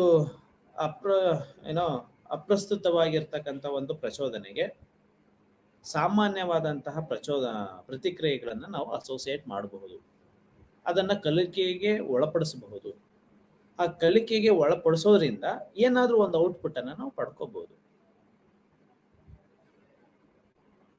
ಈಗ ಸಾಂಪ್ರದಾಯಿಕವಾಗಿರ್ತಕ್ಕಂಥ ಒಂದು ಸಿಸ್ಟಮ್ಸ್ ಏನಿರುತ್ತೆ, ಆ ಸಾಂಪ್ರದಾಯಿಕವಾಗಿರ್ತಕ್ಕಂಥ ಸಿಸ್ಟಮ್ನ ಹೊರತುಪಡಿಸಿ ನಾವು ನೋಡ್ತು ಅಂತ ಅನ್ನೋದೇ ಆದ್ರೆ, ಅಫ್ಕೋರ್ಸ್ ನಾವು ನಮ್ಮ ಈ ದೈನಂದಿನ ಚಟುವಟಿಕೆಯಲ್ಲಿ ಬರುವಂತಹ ಎಲ್ಲಾ ಆಯಾಮಗಳಿಂದನೂ ಸಹ ಈ ಮನೋವೈಜ್ಞಾನದ ವಿಷಯಗಳನ್ನು ನಾವು ಅಧ್ಯಯನ ಮಾಡಬಹುದು. ಹೇಗೆ ಇನ್ಫ್ಲೂಯೆನ್ಸ್ ಆಗುತ್ತೆ, ಕಲ್ಚರಲಿ ಹೇಗೆ ಇನ್ಫ್ಲೂಯೆನ್ಸ್ ಆಗುತ್ತೆ, ಕ್ಯಾಸ್ಟ್ ವೈಸ್ ಹೇಗೆ ಇನ್ಫ್ಲೂಯೆನ್ಸ್ ಆಗುತ್ತೆ. ನಮ್ಮ ಆಲೋಚನಾ ಶಕ್ತಿ ಒಂದು ಒಂದು ಏನೋ ಒಂದು ಬೌಂಡ್ರೀಸ್ ಇದೆ, ಒಂದು ಸ್ಕೋಪ್ ಏನಿದೆ, ಆ ಸ್ಕೋಪ್ ಅನ್ನ ಬಿಟ್ಟು ನಾವು ಯೋಚನೆ ಮಾಡುವಂಥದ್ದು ತುಂಬಾ ಕಡಿಮೆ. ಅಥವಾ ಆ ಎಲ್ಲೆಯನ್ನ ಬಿಟ್ಟು ನಾವು ಯೋಚನೆ ಮಾಡ್ತೀವಿ ಅನ್ನೋದೇ ಆದ್ರೆ ಅದರ ಸುತ್ತನೇ ಗಿರಿಕಿ ಹೊಡೆಯುತ್ತೆ ಬಿಟ್ರೆ, ಅಥವಾ ಯಾವ್ದಾದ್ರು ಒಂದು ಎಲೆಯಲ್ಲಿ ನಮ್ಮ ಸಂಸ್ಕೃತಿಯನ್ನ ರೆಪ್ರೆಸೆಂಟ್ ಮಾಡುತ್ತೆ ಬಿಟ್ರೆ, ಸೊ ಕಂಪ್ಲೀಟ್ಲಿ ಅಥವಾ 100%, ಸೊ ಅದನ್ನು ಹೊರತಾಗಿ ನಾವು ಆಲೋಚನೆಯನ್ನ ಮಾಡ್ತೀವಿ, ಅದನ್ನು ಹೊರತಾಗಿ ನಾವು ಎಲ್ಲಾ ವಿಷಯಗಳನ್ನ ನಾವು ಇನ್ಕಾರ್ಪೊರೇಟ್ ಮಾಡ್ಕೊಳ್ತೀವಿ ಅನ್ನೋಂಥದ್ದು ತಪ್ಪಾಗುತ್ತೆ. ಅಥವಾ ತಪ್ಪಾಗುತ್ತೆ ಅನ್ನೋದಕ್ಕಿಂತ ಅದು ಮಾಡ್ಲಿಕ್ಕೆ ಸಾಧ್ಯ ಆಗೋದಿಲ್ಲ. ಸೊ ಹೀಗೆ ಮನೋವಿಜ್ಞಾನದಲ್ಲಿಯೂ ಸಹ ಈ ಒಂದು ಸಂಸ್ಕೃತಿ ಅಂತಕ್ಕಂಥದ್ದು ಆಸಕ್ತಾಗುತ್ತೆ. ನಮ್ಮ ಫೀಲಿಂಗ್ಸು, ಓಕೆ, ನಾವೆಲ್ಲ ಜಾಸ್ತಿ ಪರ್ಸನಾಲಿಟಿ ಅಂತ ನೋಡ್ತೀವಿ. ಫೀಲಿಂಗ್ಸು, ಎಮೋಷನ್ಸು ಈ ಸಂಸ್ಕೃತಿಯೊಂದಿಗೆ ಕನೆಕ್ಟ್ ಆಗಿರುತ್ತೆ. ಓಕೆ, ಒಂದು ಸಂಪ್ರದಾಯ, ಒಂದು ರೂಢಿಗತವಾಗಿ ಬಂದಿರತಕ್ಕಂಥ ಒಂದು ಆಚರಣೆ, ಸೊ ಅವೆಲ್ಲವೂ ಸಹ ನಾವು ಒಂದು ವಿಶೇಷವಾದಂತ ಒಂದು ಕನೆಕ್ಷನ್ಸ್ ಅನ್ನ ಹೊಂದಿರ್ತೀವಿ. ಅದು ಆಗ್ಬೇಕು, ಅದು ನಾರ್ಮಲ್ ಆಗಿ ಇರಬೇಕು. ನಮ್ಮ ವರ್ತನೆ ಅಂತಂದ್ರೆ, ಸೊ ನಮ್ಮ ಆಚಾರ ಪದ್ಧತಿಗಳು ಸಹ ಅದು ರೂಢಿಗತವಾಗಿರ್ಬೇಕು ಅಥವಾ ನಾರ್ಮಲ್ ಆಗಿರ್ಬೇಕು. ಸೊ ಇಲ್ಲ ಅಂತ ಅಂದ್ರೆ ನಾವು ಕಂಪ್ಲೀಟ್ಲಿ ಡಿಸ್ಟರ್ಬ್ ಆಗೋದು. ಓಕೆ, ಸೊ ನಮ್ಮ ಫೀಲಿಂಗ್ಸ್, ಸೊ ನಾವು ಯಾವುದೋ ಒಂದು ಥಿಂಗ್ಸ್ನ, ಒಂದು ವಸ್ತುಗಳ ಜೊತೆಗೆ ನಾವು ನಮ್ಮದೇ ಆದಂತ ಕನೆಕ್ಷನ್ ಅನ್ನ ಹೊಂದಿರ್ತೀವಿ. ಸಾಮಾನ್ಯವಾಗಿ ಇದು ಬೆಸ್ಕೊಂಡ್ಬಿಡುತ್ತೆ. ಅದ್ರ ಉಪಯೋಗ ಇರಬಹುದು, ಅದು ನಮ್ಮಲ್ಲಿ ಇರ್ತಕ್ಕಂಥ ಕನೆಕ್ಷನ್ಸ್ ಇರ್ಬೋದು, ಅಥವಾ ಡೇ ಟು ಡೇ ಲೈಫಲ್ಲಿ ನಾವು ಎಷ್ಟು ಮಟ್ಟಿಗೆ ಅದು ಅವಲಂಬಿಸಿರ್ತೀವಿ, ಅದು ಅದರಿಂದ ನಮಗೆ ಆಗಿರ್ತಕ್ಕಂಥ ಅನುಕೂಲಗಳತೆ ಏನು. ಸೊ ಇವೆಲ್ಲವೂ ಸಹ ಒಂದು ಕನೆಕ್ಷನ್ಸ್ ಅನ್ನ ಹೊಂದಿರ್ತೀವಿ. ಓಕೆ, ಒಂದು ಪೆಟ್ ಡಾಗ್ ಅಥವಾ ಕ್ಯಾಟ್ ಯಾವುದೋ ಒಂದು ಇರ್ಬೋದು, ಅದ್ರ ಜೊತೆಗೆ ನಾವು ಅನೇಕ ಕನೆಕ್ಷನ್ಸ್ ಅನ್ನ ಹೊಂದಿರ್ತೀವಿ, ಗೊತ್ತಿದ್ದೋ ಅಥವಾ ಗೊತ್ತಿಲ್ಲದೆ. ಸೊ ಹೀಗೆ ನಾವು ಅನೇಕ ವಿಷಯಗಳನ್ನ ನಾವು ಮಾತಾಡಬೇಕು ಅಂತ ಸಂದರ್ಭದಲ್ಲಿ ಹೇಗೆ ಅದು ನಮ್ಮ ಸಂಸ್ಕೃತಿಯ ರಿಫ್ಲೆಕ್ಟ್ ಆಗಿರುತ್ತೆ, ರಿಫ್ಲೆಕ್ಟ್ ಮಾಡುತ್ತೆ, ರಿಫ್ಲೆಕ್ಟ್ಗೆ ಒಳಗಾಗುತ್ತೆ ಅನ್ನೋದನ್ನ ನಾವು ಸ್ವಲ್ಪಕ್ಕೆ ಅಂದಾಜು ಮಾಡಬಹುದು. ಮನೋಸಾಮಾಜಿಕ ಅಥವಾ ಸಮಾಜ ವಿಜ್ಞಾನ, ಸೊಸೈಟಿ. ಓಕೆ, ಪ್ರತಿಯೊಂದು ಸಮಾಜವೂ ಸಹ ಈ ಸಮಾಜ ವಿಜ್ಞಾನ, ಸೋಸಿಯಾಲಜಿ ಅಂತ ಬಂತು ಅಂತ ಅಂದಾಗ ಸಮಾಜದ ಒಂದು ಹಿನ್ನೆಲೆ ಏನಿರುತ್ತೆ, ಪ್ರತಿಯೊಂದು ಸಮಾಜ ತನ್ನದೇ ಆದಂತ ವಿಭಿನ್ನ ಆಚಾರ ವಿಚಾರಗಳನ್ನ ಹೊಂದಿರುತ್ತೆ. ಅದೇ ಅದರ ಸಂಸ್ಕೃತಿಯ ರಿಫ್ಲೆಕ್ಟ್ ಆಗಿರುತ್ತೆ. ಎಜುಕೇಶನ್, ಅಫ್ಕೋರ್ಸ್ ನಾವು ಎಜುಕೇಶನ್ ಅನ್ನು ಮಾಡ್ತಾ ಇದೀವಿ, ಎಜುಕೇಶನ್ ಸಿಸ್ಟಮ್ಸ್ ಇದೆ. ಆ ಸಿಸ್ಟಮ್, ಸೊ ಮೆಕಾಲೆ ಏನು ಹೇಳಿದರೆ ಅದರದ್ದು ಒಂದು ಪಾರ್ಟ್ ಆಗಿ ಕನ್ವರ್ಟ್ ಆಗ್ತಾ ಬರ್ತಾ ಇದೆ, ಬೇರೆ ಬೇರೆ ಆಯಾಮಗಳನ್ನು ಪಡ್ಕೊಳ್ತಾ ಬರ್ತಾ ಇದೆ. ಆದ್ರೆ ಮೂಲ ಏನಿತ್ತು, ಓಕೆ, ಸೊ ಇದೇ ಸಿಸ್ಟಮು ಬೇರೆ ಕಂಟ್ರೀಸ್ ಅಲ್ಲಿ ಇರಬಹುದು ಅಥವಾ ಇಲ್ದೇನೂ ಇರಬಹುದು. ಅದರ ಆಚಾರ ವಿಚಾರಗಳು ಅಥವಾ ಅಲ್ಲಿ ಬಂದಿರತಕ್ಕಂಥ ಪದ ಬಳಕೆಗಳು ಇರಬಹುದು, ಅಲ್ಲಿ ಇರ್ತಕ್ಕಂಥ ಕಂಟೆಂಟ್ಗಳು ಇರಬಹುದು, ನಮ್ಮ ಸಂಸ್ಕೃತಿಯ ಅಂಗವಾಗಿ ಇರುತ್ತೆ. ಸಂಸ್ಕೃತಿಯನ್ನ ಬಿಟ್ಟು ಅದು ಹೊರತುಪಡಿಸಿ ಯಾವುದೇ ಎಜುಕೇಶನ್ ಸಿಸ್ಟಮು ನಿಂತ್ಕೊಳ್ಳೋದು. ಸೊ ಹಾಗೆ ಮಾರ್ಕೆಟಿಂಗ್, ಪ್ರತಿಯೊಂದು ವಿಷಯಗಳಲ್ಲೂ ಸಹ, ಸೊ ಇಲ್ಲಿ ಕೊಟ್ಟಿರ್ತಕ್ಕಂಥದ್ದು ಕೇವಲ ಎಕ್ಸಾಂಪಲ್ಸು. ಸೊ ಈ ಎಕ್ಸಾಂಪಲ್ಸ್ಗಳು ಸೊ ಅನೇಕ ಮಾಡೆಲ್ಸ್ಗಳನ್ನ ಸೆಟ್ ಮಾಡುತ್ತೆ. ಸೊ ಅನೇಕ ಮಾಡೆಲ್ಸ್ಗಳಿಗೆ ಇದು ಒಂದು ಎಕ್ಸಾಂಪಲ್ಸ್ಗಳಾಗಿರುತ್ತೆ. ಸೊ ಹಾಗೆಯೇ ಈ ಒಂದು ಸಂಸ್ಕೃತಿ ಅಂತಕ್ಕಂಥದ್ದು ಎಲ್ಲ ಆಂಗಲಲ್ಲೂ ಸಹ, ಎಲ್ಲ ವಿಷಯಗಳಲ್ಲೂ ಸಹ ಅದು ಆಸಕ್ತಾಗಿರುತ್ತೆ. ಅದನ್ನ ಬೇರ್ಪಡಿಸ್ಲಿಕ್ಕೆ ಸಾಧ್ಯ ಇರೋದಿಲ್ಲ. ನಾವು ವರ್ಕ್ ಮಾಡುವಂತ ಪ್ಲೇಸ್ ಒಂದಾಗಿರ್ಬೋದು, ಆದರೆ ನಾವು ಆಚರಣೆ ಮಾಡುವಂತಹ ಒಂದು ಸಂಸ್ಕೃತಿ ಅಥವಾ ಒಂದು ಸಂಪ್ರದಾಯ ನಮ್ಗೆ ಯಾವುದು ಕರೆಕ್ಟ್ ಆಗಿರುತ್ತೆ, ನಾವು ಎಲ್ಲಿಂದ ಬಂದಿರ್ತೀವಿ, ಒರಿಜಿನೇಟ್ ಆಗಿರ್ತೀವಿ, ಅದರೊಂದಿಗೆ ಒಂದು ಸಾಹಚರ್ಯವನ್ನ ಹೊಂದಿರುತ್ತೆ. ಅದನ್ನ ಬೇರ್ಪಡಿಸ್ಲಿಕ್ಕೆ ಅಥವಾ ಬೇರ್ಪಾಟು ಮಾಡಿ ನಾವು ನೋಡ್ಲಿಕ್ಕೆ ಅಥವಾ ಅದನ್ನು ಅಧ್ಯಯನ ಮಾಡ್ಲಿಕ್ಕೆ ಸಾಧ್ಯನೇ ಆಗೋದಿಲ್ಲ. ಓಕೆ, ಸೊ ಹೀಗೆ ಅದು ವ್ಯಾಖ್ಯಾನಗಳು ಸಹ ಒಂದು ಕ್ಷೇತ್ರದಿಂದ ಮತ್ತೊಂದು ಕ್ಷೇತ್ರಕ್ಕೆ ಬದಲಾವಣೆಗಳನ್ನು ಹೊಂದಿರುತ್ತೆ. ಓಕೆ, ಸೊ ಬದಲಾವಣೆಗಳು ಯಾವ ರೀತಿ ಅನ್ನೋದಾದ್ರೆ, ಉದಾಹರಣೆಗೆ ಪೊಲಿಟಿಕಲ್, ಸೊ ರಾಜಕೀಯ ನಿಲುವುಗಳು ಬೇರೆ, ಅವರ ವೈಯಕ್ತಿಕ ನಿಲುವುಗಳೇ ಬೇರೆ. ನಾವು ಆಚರಣೆ ಮಾಡ್ಕೊಂಡ್ ಬಂದಿರತಕ್ಕಂತಹ, ಈಗ ಫಾರ್ ಎಕ್ಸಾಂಪಲ್ ನಾನು ಆಸ್ ಎ ಇಂಡಿವಿಜುವಲ್ ನಮ್ಮ ಫ್ಯಾಮಿಲಿ ಸಿಸ್ಟಮ್ ಏನಿರುತ್ತೆ ಅದನ್ನು ಫಾಲೋ ಮಾಡ್ತೀವಿ. As A family member, okay, so ನಮ್ಮ ಒಟ್ಟಾರೆ ಕುಟುಂಬಕ್ಕೆ ಏನು ಬದ್ಧವಾಗಿರ್ತೀವಿ, ಅದ ಸಂಪ್ರದಾಯಕ್ಕೆ ಏನು ನಡೆಸ್ಕೊಂಡು ಬಂದಿರ್ತೀವಿ, ಅದಕ್ಕೆ ತಕ್ಕಂತಹ ಒಂದು ವರ್ತನೆಗಳನ್ನು ನಾವು ತೋರಿಸ್ತಾ ಹೋಗ್ತೀವಿ. ನಮ್ಮ ಫ್ಯಾಮಿಲಿ ಅಂತ ಬಂದಾಗ ನಮ್ಮ ಸಮುದಾಯ ಏನೆಲ್ಲ ಫಾಲೋ ಮಾಡ್ಕೊಂತ ಬರ್ತಾ ಇದೆ, ಆ ಸಮುದಾಯ ಫಾಲೋ ಮಾಡ್ಕೊಂಡು ಬಂದಿರತಕ್ಕಂತಹ ಕೆಲವೊಂದು ಸಿಸ್ಟಮ್ಸ್ಗಳನ್ನು ನಾವು ಅಡಾಪ್ಟ್ ಮಾಡ್ಕೊಳ್ತಾ ಹೋಗ್ತೀವಿ. ಇಲ್ಲಿ ವ್ಯಕ್ತಿ, ಒಂದು ಕುಟುಂಬ, ಒಂದು ಸಮುದಾಯ, ಒಂದು ಸಮಾಜ, ಸೊ ಈ ರೀತಿಯಾದಂಥ ವಿಭಿನ್ನವಾಗಿ ನಾವು ನೋಡ್ತು ಅಂತ ಅಂದಾಗ ನಾವು ಎಲ್ಲಿಗೆ ನಾವು ಕನೆಕ್ಟ್ ಆಗಿದ್ದೀವಿ, ನಮ್ಮ ಇರ್ತಕ್ಕಂಥ ಒಂದು ಸಂಪ್ರದಾಯಗಳೇನು, ರೂಢಿಗಳೇನು, ಸೊ ಇದೆಲ್ಲದೂ ಸಹ ರಿಫ್ಲೆಕ್ಟ್ ಆಗ್ತಾ ಹೋಗುತ್ತೆ.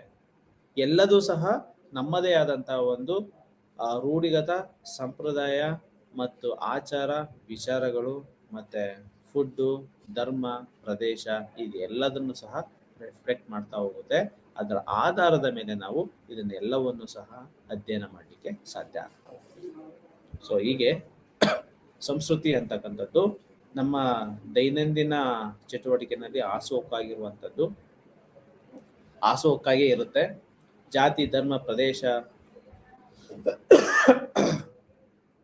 ದೇಶ ಮುಂತಾದ ವಿಷಯಗಳು ಬಂತು ಅಂತ ಅಂದಾಗ ಸಂಸ್ಕೃತಿಗಳು ಡಿಫರ್ ಆಗೋಂಥದ್ದು ನೋಡ್ತೀವಿ. ಸಂಸ್ಕೃತಿ ಆಧಾರದ ಮೇಲೆ ಕೆಲವೊಂದು ನೀತಿ ನಿಯಮಗಳು ಬದಲಾಗುವಂಥದ್ದನ್ನು ಸಹ ನಾವು ನೋಡ್ತೀವಿ. ನೀತಿ ನಿಯಮಗಳ ಆಧಾರದ ಮೇಲೆ ಕಾನೂನು ಕಟ್ಟಳೆಗಳು ಗುರುತಿಸ್ಕೊಳ್ಳುವಂಥದ್ದನ್ನು ಸಹ ನಾವು ನೋಡ್ತಾ ಹೋಗ್ತೀವಿ. ಓಕೆ, ಸೊ ಇದರ ಆಧಾರದ ಮೇಲೆ ಇಲ್ಲಿ ಹೊಂದಿರ್ತಕ್ಕಂಥ ಈ ಒಂದು ಸಂಸ್ಕೃತಿ, ಅದರ ವ್ಯಾಖ್ಯಾನವನ್ನು ನಾವು ನೋಡೋದೇ ಆದರೆ, ಈ ಸಂಸ್ಕೃತಿ ಅನ್ನೋ ಒಂದು ಪದ ಅಥವಾ ಸಂಸ್ಕೃತಿ ಅಂತ ಒಂದು ಒಂದು ಒಂದು ಆಯಾಮಗಳನ್ನ ನಾವು ನೋಡ್ತಾ ಹೋಗ್ತು ಅಂತ ಅಂದಾಗ, ಓಕೆ, ಸೊ ಏನು ವ್ಯಾಖ್ಯಾನವನ್ನ ನಾವು ಕೊಡ್ಬೋದು, ಏನು ಡೆಫಿನೇಷನ್ಸ್ ಅನ್ನ ನಾವು ಕೊಡ್ಬೋದು. ಸೊ ಹಲವಾರು ನಾವು ಗೂಗಲ್ ಮಾಡಿದ್ರೆ ಅನೇಕ ಡೆಫಿನೇಷನ್ಸ್ಗಳು ಬರುತ್ತೆ ಸಂಸ್ಕೃತಿ, ಕಲ್ಚರ್ ಅನ್ನೋದಕ್ಕೆ. ಓಕೆ, ಸಂಸ್ಕೃತಿ ಅಂತಕ್ಕಂಥದ್ದು ಪ್ರದೇಶದಿಂದ ಪ್ರದೇಶವಾರು ಅಥವಾ ನಾವು ಬಂದಿರತಕ್ಕಂಥ ರೂಢಿಗಳು, ಸಂಪ್ರದಾಯಗಳು, ಸೊ ಅದನ್ನೇ ನಾವು ಸಂಸ್ಕೃತಿ ಅಂತ ಕಳ್ಕೊಂಡು ಬಂತಿದ್ದೀವಿ. ಓಕೆ, ಒಂದು ಕಮ್ಯುನಿಟಿ ಅಥವಾ ಮತ್ತೊಂದು ಕಮ್ಯುನಿಟಿಗೆ ಇರ್ತಕ್ಕಂಥ ವಿಭಿನ್ನವಾದಂಥ ಆಚಾರ ವಿಚಾರಗಳು, ರೂಢಿ ಸಂಪ್ರದಾಯಗಳು, ಇನ್ ಟರ್ಮ್ಸ್ ಆಫ್ ಎಲ್ಲದೂ ಸಹ, ಅಂದ್ರೆ ಅವರು ಬಂದಿರತಕ್ಕಂಥ ಪಾಲನೆ ಮಾಡ್ಕೊಂಡು ಬಂದಿರತಕ್ಕಂಥ ಒಂದು ಸಂಪ್ರದಾಯಗಳು ಇರಬಹುದು, ಅವರ ಉಡುಗೆ ತೊಡುಗೆಗಳು ಇರಬಹುದು, ಅವರ ಧರ್ಮದ ಆಚರಣೆಗಳು ಇರಬಹುದು, ಜಾತಿಯ ಅಥವಾ ಫುಡ್ ಸಿಸ್ಟಮ್ಸ್ಗಳು ಇರಬಹುದು. ಓಕೆ, ಸೊ ನಾವು ಉದಾಹರಣೆಗೆ ಲಂಬಾಣಿಸ್ಗಳು ಅವರ ವೇಷಭೂಷಣದ ಆಧಾರದ ಮೇಲೆ ನಾವು ಐಡೆಂಟಿಫಿಕೇಶನ್ ಅನ್ನು ಮಾಡಬಹುದು. ಓಕೆ, ಅವರ ಸಂಸ್ಕೃತಿಯ ರಿಫ್ಲೆಕ್ಟ್ ಆಗೋಗಿರುತ್ತೆ ಅದು. ಸೊ ಹೀಗೆ ಒಂದು ಉದಾಹರಣೆಗೆ ನಾವು ಯಾವುದೇ ಆಂಗಲ್ ಇಂದ ನಾವು ನೋಡ್ತಾ ಅಂತಂದ್ರೆ, ಸೊ ತನ್ನದೇ ಆದಂತಹ ಒಂದು ಆಯಾಮಗಳನ್ನ ಅದು ಹೊಂದಿರುತ್ತೆ, ತನ್ನದೇ ಆದಂತಹ ಒಂದು ವಲಯಗಳನ್ನ ಹೊಂದಿರುತ್ತೆ.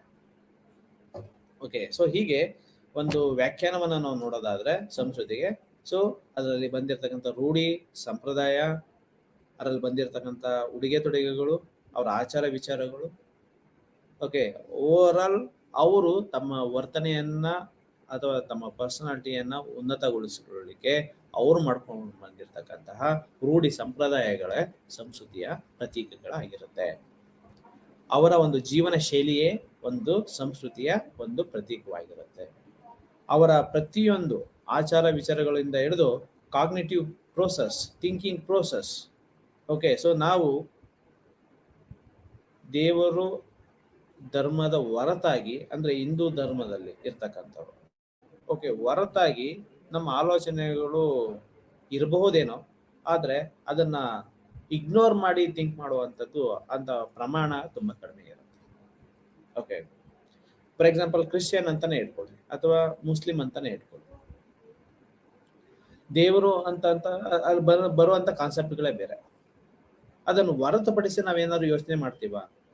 ಸಾಧ್ಯ ಆಗೋದಿಲ್ಲ. ಸೊ ನಾವು ಹೊಂದಿರ್ತಕ್ಕಂಥ ಪ್ರತಿಮೆಗಳು ಬೇರೆ ಬೇರೆ ಆಗಿರ್ಬೋದು, ನಮ್ಮ ಆಲೋಚನಾ ಪ್ರತಿಮೆಗಳು ಬೇರೆ ಆಗಿರ್ಬೋದು, ಆದ್ರೆ ಅವರೆಲ್ಲರ ಉದ್ದೇಶಗಳು ಒಂದೇ ಆಗಿರುತ್ತೆ. ಅವರೆಲ್ಲರ ಒಂದು ಥಿಂಕಿಂಗ್ ಪ್ರೊಸೆಸ್, ಥಾಟ್ ಪ್ರೊಸೆಸ್ ಒಂದೇ ಆಗಿರುತ್ತೆ. ಓಕೆ, ಸೊ ಆದ್ರೂ ನಾವು ಆಯಾ ಧರ್ಮಕ್ಕೆ, ಆಯಾ ಜಾತಿಗೆ ಅನುಗುಣವಾದಂತಹ ಒಂದು ಸಂಪ್ರದಾಯಗಳನ್ನ, ರೂಢಿಗತ ಸಂಗತಿಗಳನ್ನ ಅಥವಾ ಬೆಳೆಸ್ಕೊಂಡ್ ಬಂದಿರತಕ್ಕಂಥ, ಪ್ರಾಕ್ಟೀಸ್ ಮಾಡ್ಕೊಂಡ್ ಬಂದಿರತಕ್ಕಂಥ ಒಂದು ವಿಷಯಗಳು, ಆಯಾಮಗಳನ್ನ, ವಿಭಿನ್ನತೆಗಳನ್ನ ನಾವು ನೋಡ್ತಾ ಹೋಗ್ತೀವಿ. ಓಕೆ, ಈ ಸಂಸ್ಕೃತಿನಲ್ಲಿ ನಾವು ಹಲವಾರು ಆಯಾಮಗಳನ್ನ ನಾವು ನೋಡ್ಬೋದು. ಹಲವಾರು ಆಯಾಮಗಳು ಇರೋದನ್ನ ನಾವು ಗುರುತಿಸ್ಕೋಬಹುದು. ಸೊ ಅದಕ್ಕೆ ಬೇರೆ ಬೇರೆ ಮಜಲುಗಳು ಇರುತ್ತೆ, ಬೇರೆ ಬೇರೆ ಆದಂತಹ ರೀತಿ ನಿಯಮಗಳು ಇರುತ್ತೆ. ಅದನ್ನ ನಾವು ಒನ್ ಬೈ ಒನ್ ನಾವು ನೋಡ್ತಾ ಹೋದ್ರೆ ವಿವರಣಾತ್ಮಕ ಆಯಾಮ. ಓಕೆ, ಸೊ ವಿವರಣಾತ್ಮಕ ಆಯಾಮ. ಸೊ ನಾವು ಈ ಆಯಾಮದ ಪ್ರಕಾರ ನಮ್ಮ ವರ್ತನೆಯು ನಮ್ಮ ಸಂಸ್ಕೃತಿಗೆ ಹಲವಾರು ಬಣ್ಣಗಳಿಂದ ಕೂಡಿದ ಬೆಸೆದುಕೊಂಡ ಬೆಸುಗೆ ಆಗಿರುತ್ತೆ. ನಾವು ಡೆಫಿನೇಷನ್ಸ್ ಗಳನ್ನ ಕೊಡಬಹುದು ಒಂದು ಕಲ್ಚರ್. ಸೊ ಈ ಕಲ್ಚರ್ ಅಂತಂದ್ರೆ ಇದು ಡೆಫಿನೇಷನ್ಸ್. ಸೊ ಯಾಕೆ ಇದನ್ನ ಪಾಲನೆ ಮಾಡ್ಕೊಂಡ್ ಬಂದಿದ್ವಿ, ಏನಕ್ಕೋಸ್ಕರ ಇದು ರೂಢಿಗತವಾಗಿ ಬಂದಿದೆ, ಏನಕ್ಕೋಸ್ಕರ ಇದು ಸಂಪ್ರದಾಯಬದ್ಧವಾಗಿದೆ, ಸಂಪ್ರದಾಯಬದ್ಧವಾಗಿ ಇರಬೇಕು, ನಾವು ಡಿಸ್ಕ್ರೈಬ್ ಮಾಡ್ಬೋದು. We have to describe each and everything. So ಈಗ ಫಾರ್ ಎಕ್ಸಾಂಪಲ್ ಜಿಯೋಗ್ರಫಿಕಲ್ ಏರಿಯಾಗೆ ನಾವು ಬಂತು ಅಂತ ಅಂದಾಗ ಅದನ್ನ ಒಂದು ಸೆಟ್ ಮಾಡಬೇಕು ಅಂತ ಅಂದಾಗ, ಓಕೆ, ಏನಕ್ಕೆ ನಾವು ಕುಚಲಕ್ಕಿ ಅನ್ನವನ್ನು ಊಟ ಮಾಡ್ತೀವಿ? ಓಕೆ, ಸೊ ಅಲ್ಲಿರ್ತಕ್ಕಂಥ ಒಂದು ಎನ್ವಿರಾನ್ಮೆಂಟಲ್ ಸ್ಟ್ರಕ್ಚರ್ ಏನು, ಸಿಸ್ಟಮ್ಸ್ ಏನು. ಓಕೆ, ಬೇಸಿಗೆ, ಮಳೆಗಾಲ, ಅದೇ ರೀತಿ ಚಳಿಗಾಲ, ಅಲ್ಲಿ ಬಂದಿರತಕ್ಕಂಥ ಅಥವಾ ಆ ಪ್ರದೇಶದಲ್ಲಿ ಉತ್ಪಾದನೆ ಆಗಿರುವಂತಹ ಒಂದು ಆಹಾರ ಪದಾರ್ಥಗಳು ಏನು. ಓಕೆ, ಸೊ ಹುಳಿ ಪದಾರ್ಥಗಳು ಏಕೆ ಈ ನವೆಂಬರ್, ಡಿಸೆಂಬರ್, ಜನವರಿ ತಿಂಗಳಲ್ಲೇ ಬರುತ್ತೆ? ಓಕೆ, ಸೊ ಹಣ್ಣು ಅದೇ ಹೆಚ್ಚಿನದಾಗಿ ನೀರಿನ ಅಂಶ ಇರ್ತಕ್ಕಂಥ ಒಂದು ಫ್ರೂಟ್ಸ್ ಲೈಕ್ ಕಲ್ಲಂಗಡಿ ಇರ್ಬೋದು, ಅಥವಾ ವಾಟರ್ ಮಿಲನ್, ಏನೋ ಬೇರೆ ಬೇರೆ ಇರಬಹುದು, ಸೌತೆಕಾಯಿ ಇರಬಹುದು. ಇವೆಲ್ಲ ಯಾಕೆ ಬೇಸಿಗೆನಲ್ಲೇ ಬರುತ್ತೆ? ಓಕೆ, ಸೊ ಹೀಗೆ ಆಯಾಯ ಋತುಮಾನಗಳಿಗೆ ಅನುಗುಣವಾಗಿ, ಆಯಾಯ ಪ್ರದೇಶಗಳಿಗೆ ಅನುಗುಣವಾಗಿ ಅಲ್ಲಿನ ಫುಡ್ ಸಿಸ್ಟಮು, ಫುಡ್ ಕಲ್ಚರು, ಅದನ್ನು ಹೊರತುಪಡಿಸಿ ನಾವು ಆಲೋಚನೆ ಮಾಡಲಿಕ್ಕೆ ಆಗೋದಿಲ್ಲ. ಅದ್ರ ಜೊತೆಗೆ ನಮ್ಮ ದೈನಂದಿನ ಚಟುವಟಿಕೆಗಳ ಒಂದು ಭಾಗವಾಗಿರುತ್ತೆ.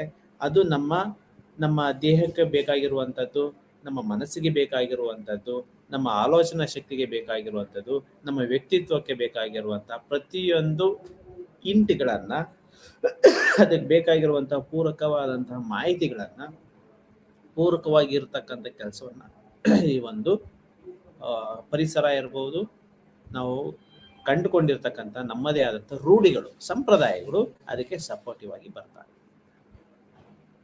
ನಾವು ಹಬ್ಬ ಬೇರೆ ಬೇರೆ ಮಾಸಗಳಲ್ಲಿ ನಾವು ಹಬ್ಬಗಳನ್ನ ಮಾಡ್ತೀವಿ.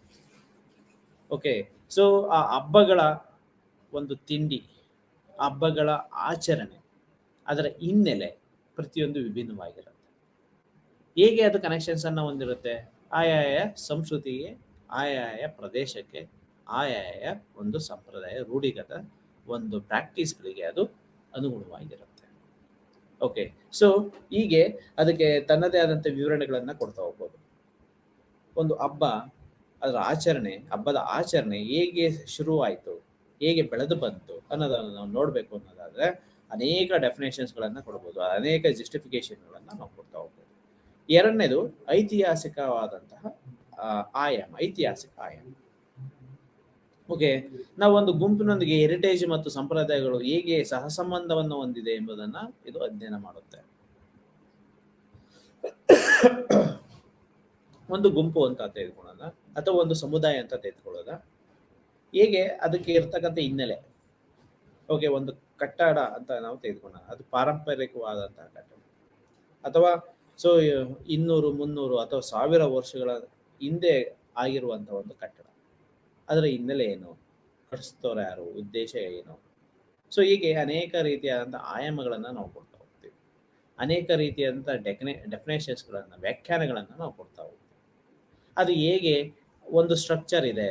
ಓಕೆ, ನಾವು ಈಗ ಹೇಳ್ತೀವಿ ಚೋಳರ ಕಾಲದ ಒಂದು ಕಟ್ಟಡ ಇದು, ಅಥವಾ ಮತ್ತೊಂದು ಕಾಲದ ಕಟ್ಟಡ ಇದು, ಅವರು ಸ್ಟಾರ್ ಆಕಾರದಲ್ಲಿ ಕಟ್ಟಿದ್ದಾರೆ, ಒಂದು ಸ್ಟೆಪ್ನ ಆಕಾರದ ಮೇಲೆ ಕಟ್ಟಿದ್ದಾರೆ. ಓಕೆ ಓಕೆ ದ್ರಾವಿಡ ಶೈಲಿಯ ದೇವಸ್ಥಾನಗಳು ಒಂದು ರೀತಿಯಾಗಿದೆ, ಮತ್ತೊಂದು ಶೈಲಿಯ ಕಟ್ಟಡಗಳು ಮತ್ತೊಂದು ರೀತಿಯಾಗಿದೆ.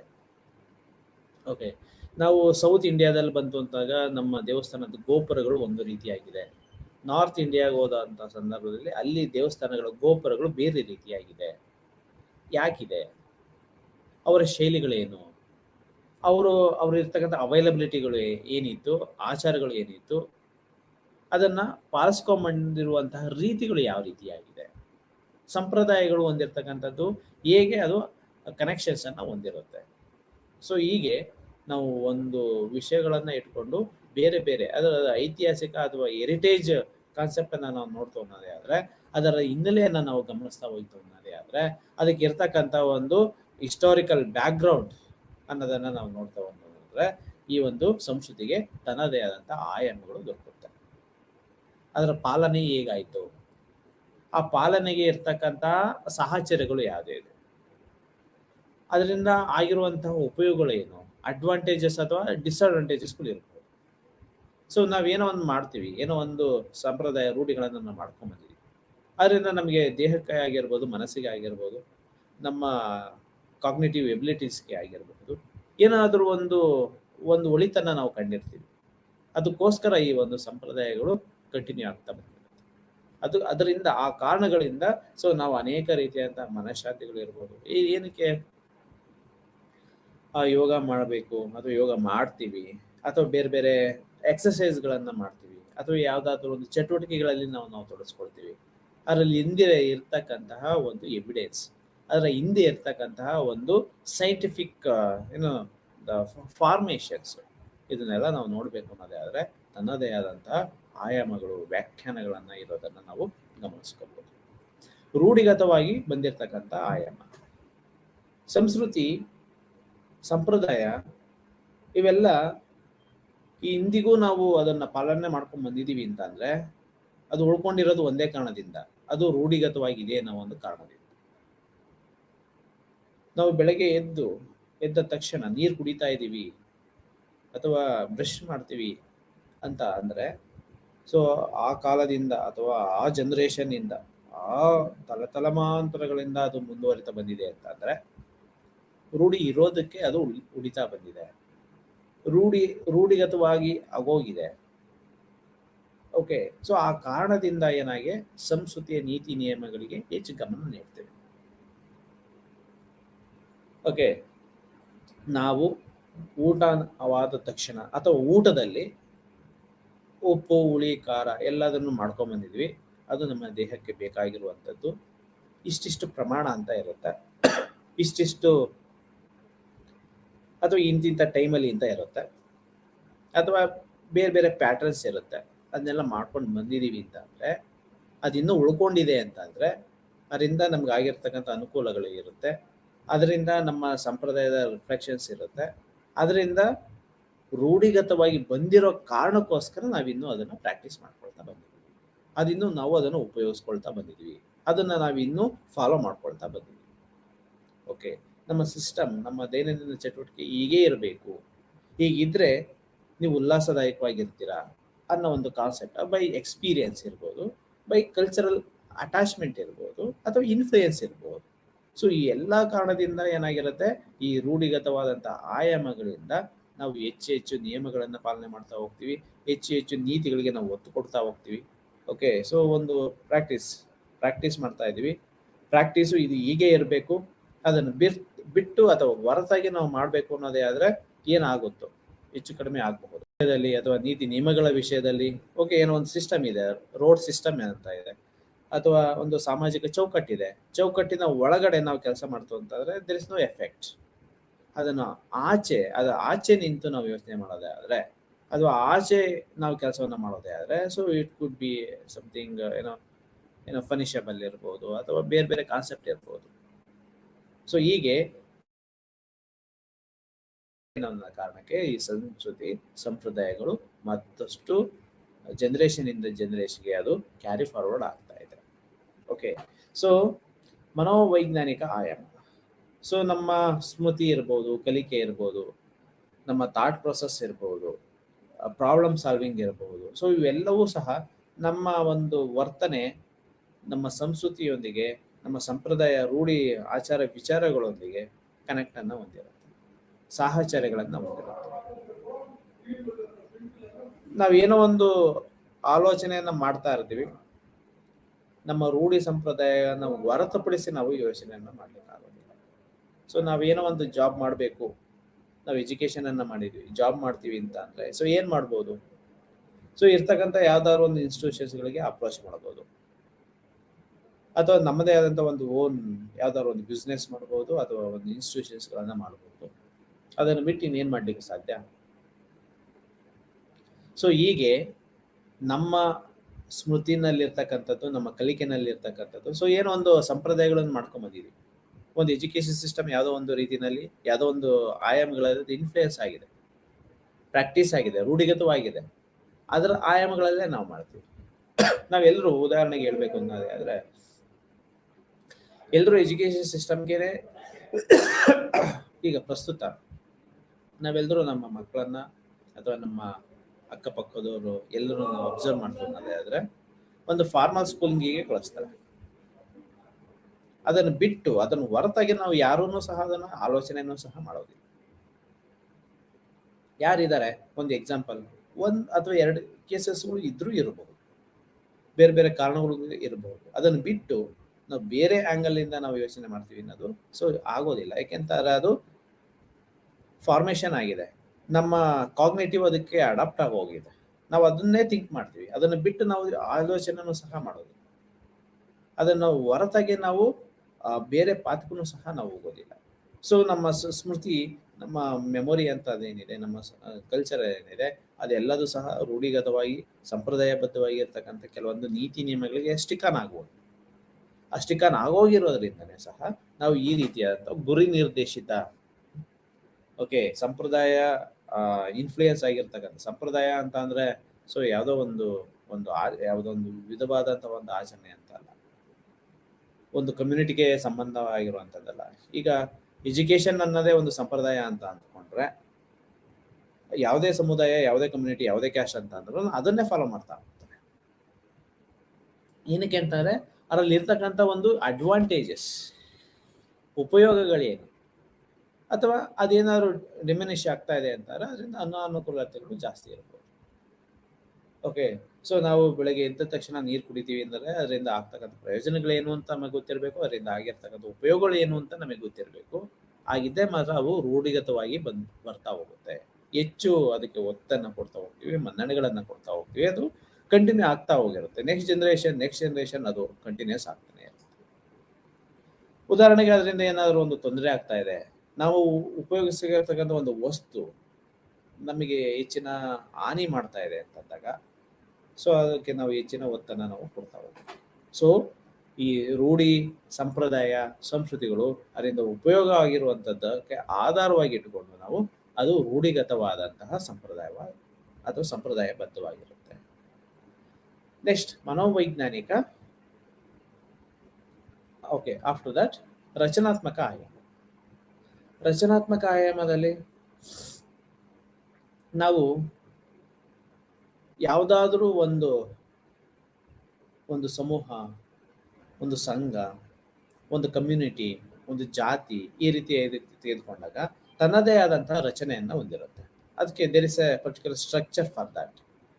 ಆ ರಚನಾತ್ಮಕ ಆಧಾರದ ಮೇಲೆ ನಾವು ಒಂದು ಸಂಘಟನಾತ್ಮಕ ಆಯಾಮಗಳನ್ನು ನಾವು ನೋಡ್ತಾ ಹೋಗ್ತೀವಿ. ಅದು obviously which is connected with our culture. There is a association between the structurism as well as the culture. So culture ಒಂದು ಫಾರ್ಮ್ ಆಗಬೇಕು ಅಂತಂದ್ರೆ ಒಂದು ತನ್ನದೇ ಆದಂಥ ಒಂದು ಸ್ಟ್ರಕ್ಚರ್ ಇರುತ್ತೆ. ಆ ಸ್ಟ್ರಕ್ಚರ್ನ ಆಧಾರವಾಗಿ ಇಟ್ಕೊಂಡು ಒಂದು ಸಂಸ್ಕೃತಿಯ ಭಾಗ ಅಥವಾ ಸಂಸ್ಕೃತಿ ಅಂತಕ್ಕಂಥ ಒಂದು ಕಾನ್ಸೆಪ್ಟ್ ಅಲ್ಲಿ ರಚನೆಯನ್ನು ಹೊಂದುತ್ತೆ. ಈ ಒಂದು ಸಂಸ್ಕೃತಿ ತನ್ನದೇ ಆದಂಥ ಶೇಪನ್ನು ತೆಗೆದುಕೋಬೇಕು ಅಂತಂದ್ರೆ, ತನ್ನದೇ ಆದಂಥ ಆಯಾಮಗಳನ್ನ ತೆಗೆದುಕೋಬೇಕು ಅಂತಂದ್ರೆ ಅದನ್ನೇ ಒಂದು ಸ್ಟ್ರಕ್ಚರಲಿಸಮ್ ಆಗಿ ಮಾಡ್ಕೊಳ್ಳುತ್ತೆ, ತನ್ನದೇ ಆದಂಥ ರಚನೆಯನ್ನ ಮಾಡ್ಕೊಳ್ಳುತ್ತೆ.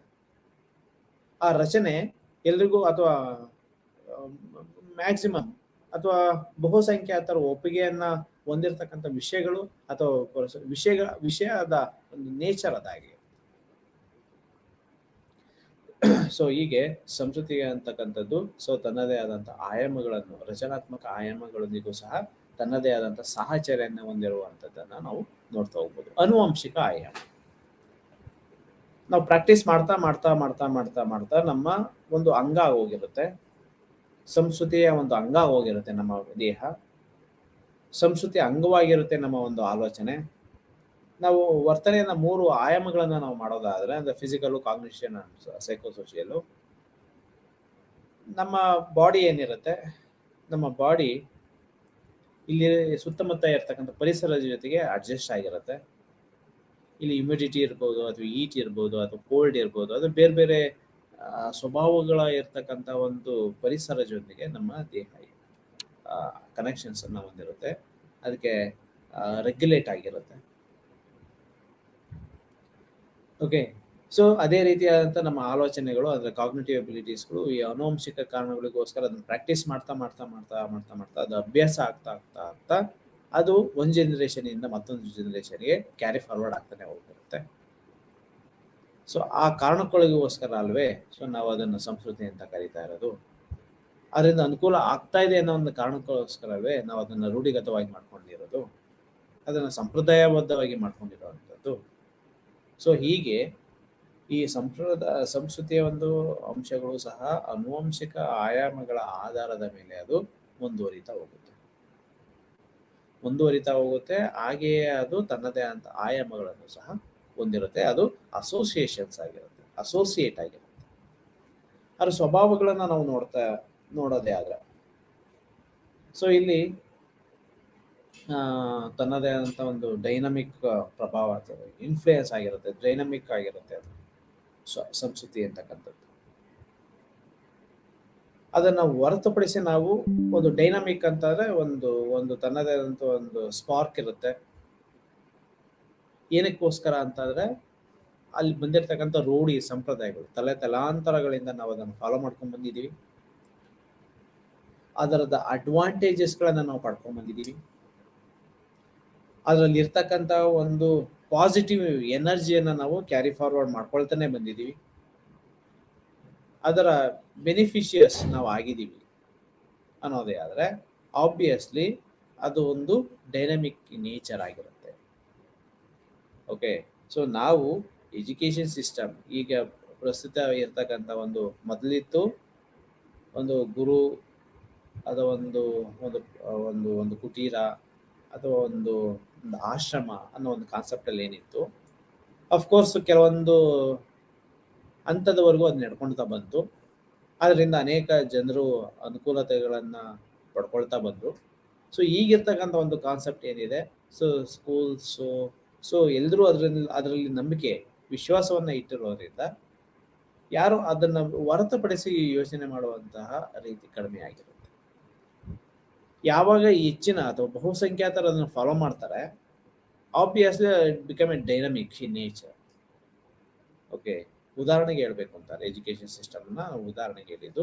ಅದೇ ರೀತಿ ನಮ್ಮ ದೈನಂದಿನ ಚಟುವಟಿಕೆಗಳು, ಸಂಪ್ರದಾಯಗಳು ಯಾವುದೋ ಒಂದು ಪ್ರದೇಶದಿಂದ, ಯಾವುದೋ ಒಂದು ಸಂಪ್ರದಾಯದಿಂದ ಇನ್ಫ್ಲೂಯೆನ್ಸ್ ಆಗಿರುತ್ತೆ, ಅದನ್ನು ಪ್ರಾಕ್ಟೀಸ್ ಮಾಡ್ಕೊಳ್ತಾ ಬರ್ತಾ ಇದ್ದೀವಿ. ಅದನ್ನು ಚಾಚು ತಪ್ಪದೆ ಮಾಡ್ತಾ ಹೋಗ್ತೀವಿ, ಚಾಚು ತಪ್ಪದೆ ಅದನ್ನು ಕಂಟಿನ್ಯೂ ಮಾಡ್ಕೊಳ್ತಾ ಹೋಗ್ತೀವಿ. ಆಬ್ವಿಯಸ್ಲಿ ಅದೇನಾಗುತ್ತೆ, ಅದು ಡೈನಮಿಕ್ ಆಗುತ್ತೆ. ಏನೋ ಅದನ್ನು ಕ್ವಶನ್ ಮಾಡೋ ರೀತಿಯಲ್ಲಿ ಯಾವುದೂ ಸಹ ಇರೋದಿಲ್ಲ. ಅನ್ಕ್ವಶನಬಲ್ ಕಂಟೆಂಟ್ ಆಗಿ ಉಳಿದ್ಬಿಡುತ್ತೆ. ಅದಕ್ಕೆ ಅದರದ್ದೇ ಆದಂಥ ಒಂದು ಸ್ಟ್ರಾಂಗ್ನೆಸ್ ಇರುತ್ತೆ, ಬಿಲೀವ್ನೆಸ್ ಇರುತ್ತೆ. ಆ ಬಿಲೀವ್ ಮಾಡಿರೋ ಒಂದು ಕಾನ್ಸೆಪ್ಟ್ಗೆ ಅದು ಡೈನಮಿಕ್ ಇನ್ ನೇಚರ್ ಆಗ್ತಾ ಹೋಗುತ್ತೆ. ಒಂದು ಸಂಸ್ಕೃತಿ ಅಂತಂದ್ರೆ ಅದು ತನ್ನದೇ ಆದಂಥ ನೀತಿ ನಿಯಮಗಳ ಒಂದು ವ್ಯವಸ್ಥೆಯನ್ನು ಹೊಂದಿರುತ್ತೆ. ಈ ರೀತಿಯಾಗಿ ನಡ್ಕೋಬೇಕು. ಉದಾಹರಣೆಗೆ ನಾವೊಂದು ಸ್ಕೂಲ್ ರೂಮ್ಗೆ ಎಂಟ್ರಿ ಆಗ್ತೀವಿ ಅನ್ನೋದಾದ್ರೆ ಪರ್ಮಿಷನ್ ಅನ್ನ ಕೇಳ್ತೀವಿ. ಒಬ್ಬರು ಟೀಚರ್ ಇದ್ರೆ ಅದಕ್ಕೆ ಹಲವಾರು ಒಂದು ದಿನದಲ್ಲಿ 8 hours ಡ್ಯೂರೇಷನ್ಸ್ ಇದೆ ಅಂತ ಅದನ್ನ ಸ್ಪ್ಲಿಟ್ ಮಾಡ್ಕೊಳ್ತೀವಿ. ಒಂದು ಸಿಸ್ಟಮ್ ಇದೆ, ನೀತಿ ನಿಯಮಗಳು ಅಂತ ಇರುತ್ತೆ. ಇಲ್ಲಿ ಒಂದು ಪರ್ಟಿಕ್ಯುಲರ್ ಇವೆಂಟ್ ಅಂತ ತೆಗೆದುಕೊಂಡಾಗ ಅದು ಉದ್ಘಾಟನೆ ಹೇಗೆ ಅಥವಾ ಎಂಡ್ ಆಗೋದು ಹೇಗೆ, ಒಂದು ನೀತಿ ನಿಯಮಗಳ ಮುಖಾಂತರ ಒಂದು ಆಯಾಮಗಳ ಆಧಾರದ ಮೇಲೆ ನಾವು ಒಂದು ಫಂಕ್ಷನ್ಸ್ ಅನ್ನ ಅಥವಾ ಒಂದು ಆಚಾರ ವಿಚಾರಗಳನ್ನ ಮಾಡ್ಕೊಳ್ತೀವಿ. ಅದೇ ಸಂಸ್ಕೃತಿನಲ್ಲಿ ಬಂದಿರತಕ್ಕಂಥ ಒಂದು ರೂಢಿ ಸಂಪ್ರದಾಯಗಳು ಸಹ ಈ ಒಂದು ನೀತಿ ನಿಯಮಗಳ ವ್ಯವಸ್ಥೆಗಳನ್ನು ಕೂಡಿರ್ತಕ್ಕಂಥ ಒಂದು ವ್ಯವಸ್ಥೆಯೇ ಸಂಸ್ಕೃತಿ. ಏನನ್ನು ತಿನ್ಬೇಕು, ಏನನ್ನು ತಿನ್ನಬಾರ್ದು, ಯಾವಾಗ ತಿನ್ಬೇಕು, ಯಾವಾಗ ತಿನ್ನಬಾರ್ದು, ಯಾವ ರೀತಿಯಾದಂಥ ಡ್ರೆಸ್ ಹಾಕ್ಕೋಬೇಕು ಅಥವಾ ಉಡಬೇಕು, ಉಡಬಾರ್ದು, ಹೇಗೆ ನಮ್ಮ ಥಿಂಕಿಂಗ್ ಪ್ರೋಸೆಸ್ಸು. ಈಗ ಫಾರ್ ಎಕ್ಸಾಂಪಲ್ ದಾನ ಧರ್ಮ ಮಾಡಿ, ಸೊ ಯಾವುದಾದ್ರೂ ಒಂದು ಧರ್ಮ ಕಿತ್ತು ತಿನ್ನು ಅಂತ ಹೇಳೋದಿಲ್ಲ. ಯಾವುದಾದ್ರೂ ಒಂದು ಧರ್ಮ ಇನ್ನೊಬ್ಬ ನನ್ನ ತುಳಿದು ಅಥವಾ ಸಾಯಿಸಿ ನೀನು ಮುಂದೆ ಬಾ ಅಂತ ಹೇಳೋದಿಲ್ಲ. ಓಕೆ, ಸೊ ಅದನ್ನೆಲ್ಲ ನಾವು ನಮ್ಮ ಅನುಕೂಲಕ್ಕೆ ಮಾಡ್ಕೊಂಡಿದ್ದೀವಿ. ಅದಕ್ಕೆ ಕಾನೂನುಗಳು ಇದೆ, ಕಟ್ಟಳೆಗಳಿದೆ, ಅದು ನೋಡ್ಕೊಳ್ಳುತ್ತೆ. ಆದರೆ ಈ ಸಂಸ್ಕೃತಿ ಅಂತ ಬಂದಾಗ ಇನ್ನೊಬ್ಬರಿಗೆ ಅನುಕೂಲ ಮಾಡಿಕೊಡು, ನೀನು ಅನುಕೂಲವಾಗಿರು. ಅದಕ್ಕೆ ಅದರದೇ ಆದಂಥ ಸಂಪ್ರದಾಯಗಳಿರುತ್ತೆ, ರೂಢಿಗಳಾಗೋಗಿರುತ್ತೆ. ಆದರೆ ನೀತಿ ನಿಯಮಗಳಿರುತ್ತೆ. ಆ ನೀತಿ ನಿಯಮಗಳ ಅಡಿಯಲ್ಲಿ ಒಬ್ಬ ವ್ಯಕ್ತಿ ತನ್ನದೇ ಆದಂತಹ ಒಂದು ಚಟುವಟಿಕೆಗಳನ್ನು ಮಾಡ್ಕೊಳ್ತಾ ಬರ್ತಾನೆ. ಆ ಚಟುವಟಿಕೆಗಳು ಮುಂದೊಂದು ದಿನ ತನ್ನದೇ ಆದಂಥ ಸಂಪ್ರದಾಯ ಪಾಲನೆಗೆ ಕಾರಣ ಆಗ್ತಾ ಹೋಗುತ್ತೆ. ಓಕೆ, ಸೊ ಈಗ ಒಂದು ಯುದ್ಧ ಅಂತ ಅಂದ್ರೂ ಸಹ ಅದರಲ್ಲಿ ಅದರದೇ ಆದಂಥ ಸ್ಟ್ರಕ್ಚರ್ ಇರುತ್ತೆ. ಓಕೆ, ಶರಣಾಗತಿ ಆಗಿದ್ದಾನೆ ಅಂತ ಅಂದಾಗ, ಸೊ ಈ ಹಿಂದಿನ ಕಾಲದಲ್ಲಿ ನಾವೆಲ್ಲ ಕೇಳಿರ್ತೀವಿ, ರಾಜ ಮಹಾರಾಜರುಗಳು ಏನು ಯುದ್ಧಗಳನ್ನು ಮಾಡುವಂಥ ಸಂದರ್ಭದಲ್ಲಿ ಶರಣಾಗತಿ ಆಯಿತು ಅಂತಾರೆ, ಅವ್ರನ್ನ ಯಾರನ್ನು ಸಾಯಿಸ್ತಾ ಇರಲಿಲ್ಲ. ಸೊ ಇಲ್ಲ ಅಂತ ಅಂದ್ರೆ ನಿರ್ದಯವಾಗಿ ಅವರನ್ನೆಲ್ಲ ಸಾಯಿಸ್ತಾ ಇದ್ರು. ಓಕೆ, ಸೊ ಯಾರು ಮಡಿತಾನೆ ಅವನು ಸೋತ, ಸೊ ಯಾರು ಉಳ್ಕೊಳ್ತಾರೆ ಆತನೇ ಗೆದ್ದ. ಸೊ ಆ ಒಂದು ಸಂಸ್ಕೃತಿ, ಆ ಒಂದು ಸಿಸ್ಟಮ್. ಓಕೆ, ಸೊ ಅದರದೇ ಆದಂಥ ನಿಯಮಗಳು ಇರುತ್ತೆ. ಸೊ ಅದರದೇ ಆದಂಥ ಒಂದು ಸಿಸ್ಟಮೆಟಿಕ್ ಪ್ರೊಸೀಜರ್ಸ್ ಇರುತ್ತೆ. ಆ ಪ್ರೊಸೀಜರ್ಸೇ ನಾವೊಂದು ಸಂಸ್ಕೃತಿಯಿಂದ ಕರಿಬೋದು. ಆ ಪ್ರೊಸೀಜರ್ಸ್ಗಳೇ ಅಲ್ಲಿ ಇರ್ತಕ್ಕಂಥ ಒಂದು ಕೋಡ್ ಆಫ್ ಕಂಡಕ್ಟ್ ಅಂತ ಹೇಳ್ಬೋದು. ಓಕೆ, ಏನು ಮಾಡಬೇಕು, ಏನು ಮಾಡಬಾರ್ದು, ಯಾವುದನ್ನು ಮಾಡಬೇಕು, ಯಾವುದನ್ನು ಮಾಡಬಾರ್ದು, ಯಾವುದನ್ನು ಎಷ್ಟು ಮಾಡಬೇಕು, ಎಷ್ಟು ಮಾಡಬಾರ್ದು. ಓಕೆ, ಇವೆಲ್ಲ ರೂಲ್ಸ್ ರೆಗ್ಯುಲೇಷನ್ಸ್. ಈಗ ನಾವೊಂದು ಕಾನೂನು ಅಂತ ಮಾಡ್ಕೊಂಡಿದ್ದೀವಿ, ಸಂವಿಧಾನ ಅಂತ ಒಂದಿದೆ. ಆ ಸಂವಿಧಾನದಲ್ಲಿ ಏನು ಮಾಡಬೇಕು, ಏನು ಮಾಡಬಾರ್ದು ಅಂತ ನಮಗೆ ಆಲ್ರೆಡಿ ಗೊತ್ತಿದೆ. ಓಕೆ, ಸೊ ನಾವು ನಮ್ಮ ಅನುಕೂಲಕ್ಕೆ ಏನಾದ್ರು ನಾವೊಂದು ಕೊಲೆ ಮಾಡ್ತಾ ಇದ್ದೀವಿ ಅಂತ ಅಂದ್ರೆ, ಮಾಡ್ಬಿಟ್ವಿ ಅಂತ ಅಂದ್ರೆ, ನಮ್ಮನ್ನ ಕಾನೂನು ಕಟ್ಟಳೆ ಏನಿದೆ ನಮ್ಮನ್ನ ದಂಡಿಸುತ್ತೆ, ನಮ್ಮನ್ನ ಶಿಕ್ಷಿಸುತ್ತೆ. ಇನ್ನೊಬ್ಬರಿಗೆ ತೊಂದರೆ ಮಾಡ್ತಾ ಇದೀವಿ ಅಂತಂದ್ರೆ ಕಾನೂನು ಇದೆ, ಅದಕ್ಕೆ ಸಂಪ್ರದಾಯ ಕಾನೂನು ಪ್ರಕಾರವಾದಂಥ ಒಂದು ಚೌಕಟ್ಟಿನಲ್ಲಿ ಏನು ಕ್ರಮಗಳಾಗಬೇಕು ಅದಾಗುತ್ತೆ. ಅಂದರೆ ಅದೆಲ್ಲ ನೀತಿ ನಿಯಮಗಳು. ಆ ನೀತಿ ನಿಯಮಗಳ ಆಧಾರದ ಮೇಲೆ ಒಂದು ಸಮುದಾಯ, ಒಂದು ಸಮಾಜ ನಡೀತಾ ಇದೆ. ಸಂಸ್ಕೃತಿಯ ಮನುಷ್ಯನ ಒಂದು ಭಾಗ ಆಗಿರೋದ್ರಿಂದ, ಭಾಗದ ರೂಪದ ಒಂದು ನೀತಿ ನಿಯಮಗಳಾಗಿರೋದ್ರಿಂದ ಆಬ್ವಿಯಸ್ಲಿ ಅದರೊಂದು ವ್ಯವಸ್ಥೆ ಇರುತ್ತೆ. ಆ ವ್ಯವಸ್ಥೆ ಒಂದು ಸಂಸ್ಕೃತಿನ ನಾವು ಫಾಲೋ ಮಾಡ್ತಾ ಇದ್ದೀವಿ, ಈ ಸಂಸ್ಕೃತಿಗೆ ನಾವು ಸೇರಿದವರು ಅನ್ನೋದೇ ಆದ್ರೆ ಸಿಸ್ಟಮ್ ಅಲ್ಲಿರ್ತಕ್ಕಂಥ ನೀತಿ ನಿಯಮಗಳಿಗೆ ನಾವು ಬದ್ಧರಾಗಿದ್ದೀವಿ. ಈಗ ಕುದುರೆಗೆ ಒಂದು ಲಗಾಮ್, ಏನು ಒಂದು ಡೈರೆಕ್ಷನ್ ಏನಿರುತ್ತೆ, ನೇರವಾದ ನೋಟ ಏನಿರುತ್ತೆ ಅದ್ರ ಕಡೆಗೆ ಇರುತ್ತೆ. ಅದನ್ನ ಬಿಟ್ಟು ಬೇರೆದು ಆಗ್ತಾ ಇಲ್ವಾ ಅಥವಾ ಇಲ್ವಾ ಅನ್ನೋದು ಪ್ರಶ್ನೆ ಅಲ್ಲ. ಸೊ ಅದೇ ರೀತಿ ಒಂದು ಸಂಸ್ಕೃತಿ ಏನಾದೇ ಆದ್ರೆ ಅಲ್ಲಿ ಒಂದು ಸಮೂಹ ಮತ್ತು ಒಂದು ಘಟಕ, ಒಂದು ಸಂಸ್ಕೃತಿ ಅನ್ನೋದೇ ಆದ್ರೆ ಒಂದು ಬಿಗ್ ಕಾನ್ಸೆಪ್ಟ್ ಅದು. ಫಾರ್ ಎಕ್ಸಾಂಪಲ್ ಒಂದು ಧರ್ಮ, ಅದರ ಅನೇಕ ಪಂಗಡಗಳು, ಉಪಪಂಗಡಗಳು, ಜಾತಿಗಳು, ಧರ್ಮಗಳು ಇವೆಲ್ಲ ಬರ್ತಾ ಹೋಗುತ್ತೆ. ಒಂದು ಸಮೂಹ ಅಂತ ತೆಗೆದುಕೊಂಡಾಗ ಅದರಲ್ಲಿ ಘಟಕಗಳು ಬರುತ್ತೆ. ದೊಡ್ಡದು ಅಂತ ಬಂದಾಗ ಅಲ್ಲಿ ಸಣ್ಣ ಸಣ್ಣದು ಸಹ ಹಲವಾರು ಸೇರ್ಕೊಂಡಿರುತ್ತೆ. ಒಂದು ಫ್ಯಾಮಿಲಿ ಅಂತ ಅಂದಾಗ ಅಲ್ಲಿ ಹಲವಾರು ಸಮೂಹ ಸದಸ್ಯರುಗಳು ಇರ್ತಾರೆ. ಒಂದು ಮನೆ ಅಂತ ಅಂದಾಗ ಅನೇಕ ಎಲಿಮೆಂಟ್ಗಳು ಅದರಲ್ಲಿ ಇರುತ್ತೆ. ಡೋರ್ ಇರುತ್ತೆ, ಕಿಟಕಿ ಇರುತ್ತೆ, ಚೇರ್ ಇರುತ್ತೆ, ಎಲ್ಲದು ಸೇರಿ ಒಂದು ಮನೆ ಆಗುತ್ತೆ. ಸೊ ಅದೇ ರೀತಿ ನಾವು ಸಮೂಹ ಅಂತ ತೆಗೆದುಕೊಂಡಾಗ ಆಬ್ವಿಯಸ್ಲಿ ಅದಕ್ಕೆ ಘಟಕಗಳು ಅಂತ ಇರುತ್ತೆ. ಸಂಸ್ಕೃತಿ ಅಂತ ತೆಗೆದುಕೊಂಡಾಗ ರೂಢಿ ಸಂಪ್ರದಾಯಗಳು ಎಲ್ಲವೂ ಸೇರ್ಕೊಳ್ಳುತ್ತೆ. ನೀತಿ ನಿಯಮಗಳು ಯಾವುದೋ ಒಂದು ಕಾರಣಗಳಿಗೋಸ್ಕರ ಅಥವಾ ಒಂದು ನೀತಿ ಅಥವಾ ಒಂದು ನಿಯಮದಿಂದ ಒಂದು ಸಂಸ್ಕೃತಿ ಉಳಿಯೋದಿಲ್ಲ, ಅಥವಾ ಅದು ರಚನೆ ಆಗೋದಿಲ್ಲ, ಅಥವಾ ಅದು ರೂಢಿ ಸಂಪ್ರದಾಯವಾಗಿ ಬೆಳ್ಕೊಂಡು ಬರೋದಿಲ್ಲ. ಓಕೆ, ಸೊ ಹೀಗೆ ಸಂಸ್ಕೃತಿಯ ಸ್ವಭಾವನ ನಾವು ಅರ್ಥ ಮಾಡ್ಕೋಬೇಕು ಅಂತಂದ್ರೆ ಒಂದು ದೊಡ್ಡ ಘಟಕ ಇರುತ್ತೆ, ಅದರಲ್ಲಿ ಅನೇಕ ಉಪ ಘಟಕಗಳು ಇರುತ್ತೆ. ನೀತಿ ನಿಯಮಗಳು ಒಂದಕ್ಕೆ ಸ್ಟಿಕನ್ ಆಗಿರೋದಿಲ್ಲ. ನೀತಿ ನಿಯಮಗಳು ಹಲವಾರು ಸೇರ್ಕೊಂಡು ನೀತಿ ನಿಯಮಗಳಾಗಿರುತ್ತೆ. ಸಮೂಹದ ಉಳಿವಿಗೆ ಮಾತ್ರ ಪಡಿಸುತ್ತೆ. ಅಂದ್ರೆ ಉಳಿವಿಗೆ ಮಾತ್ರ ಅದು ತನ್ನದೇ ಆದಂತ ಒಂದು ಮಹತ್ವ ಕೊಡುತ್ತೆ ಅಂತಾರೆ, ಅಂದ್ರೆ ಅಡ್ವಾಂಟೇಜ್. ಧರ್ಮೋ ರಕ್ಷತಿ ರಕ್ಷತಃ ಅಂತ ಏನು ಹೇಳ್ತಾರೆ, ಅದೇ ರೀತಿ ಒಂದು ಸಂಸ್ಕೃತಿ ಅಂತಕ್ಕಂಥದ್ದು, ಆ ಸಂಸ್ಕೃತಿಯ ಆಚರಣೆಗೆ ಯಾರು ಬರ್ತಾರೆ, ಆ ಸಂಸ್ಕೃತಿಯ ಅಡಿನಲ್ಲಿ ಯಾರು ಬರ್ತಾರೆ, ಅವರು ಅಡ್ವಾಂಟೇಜಸ್ಗೆ, ಅವರ ಉಳಿವಿಗೆನೆ ಆ ಒಂದು ಸಮೂಹ ಅಥವಾ ಒಂದು ಸಂಸ್ಕೃತಿ ಕಾರಣ ಆಗ್ತಾ ಹೋಗುತ್ತೆ, ಉಳಿವಿಗೆ ತನ್ನದೇ ಆದಂಥ ಪಾತ್ರವನ್ನು ವಹಿಸುತ್ತೆ. ನಾವೊಂದು ಸೋಷಿಯಲ್ ಫಾರ್ಮ್ ಮಾಡ್ಕೊಂಡಿದೀವಿ, ಒಂದು ಕಾನೂನು ಚೌಕಟ್ಟುಗಳನ್ನು ಮಾಡ್ಕೊಂಡಿದೀವಿ, ಅದು ಉಸಿರುಗಡಿಸ್ತಾ ಇದೆ ಎಲ್ರು ಅಂತಂದಾಗ ಯಾಕೆ ಅದನ್ನು ಫಾಲೋ ಮಾಡ್ತಾರೆ?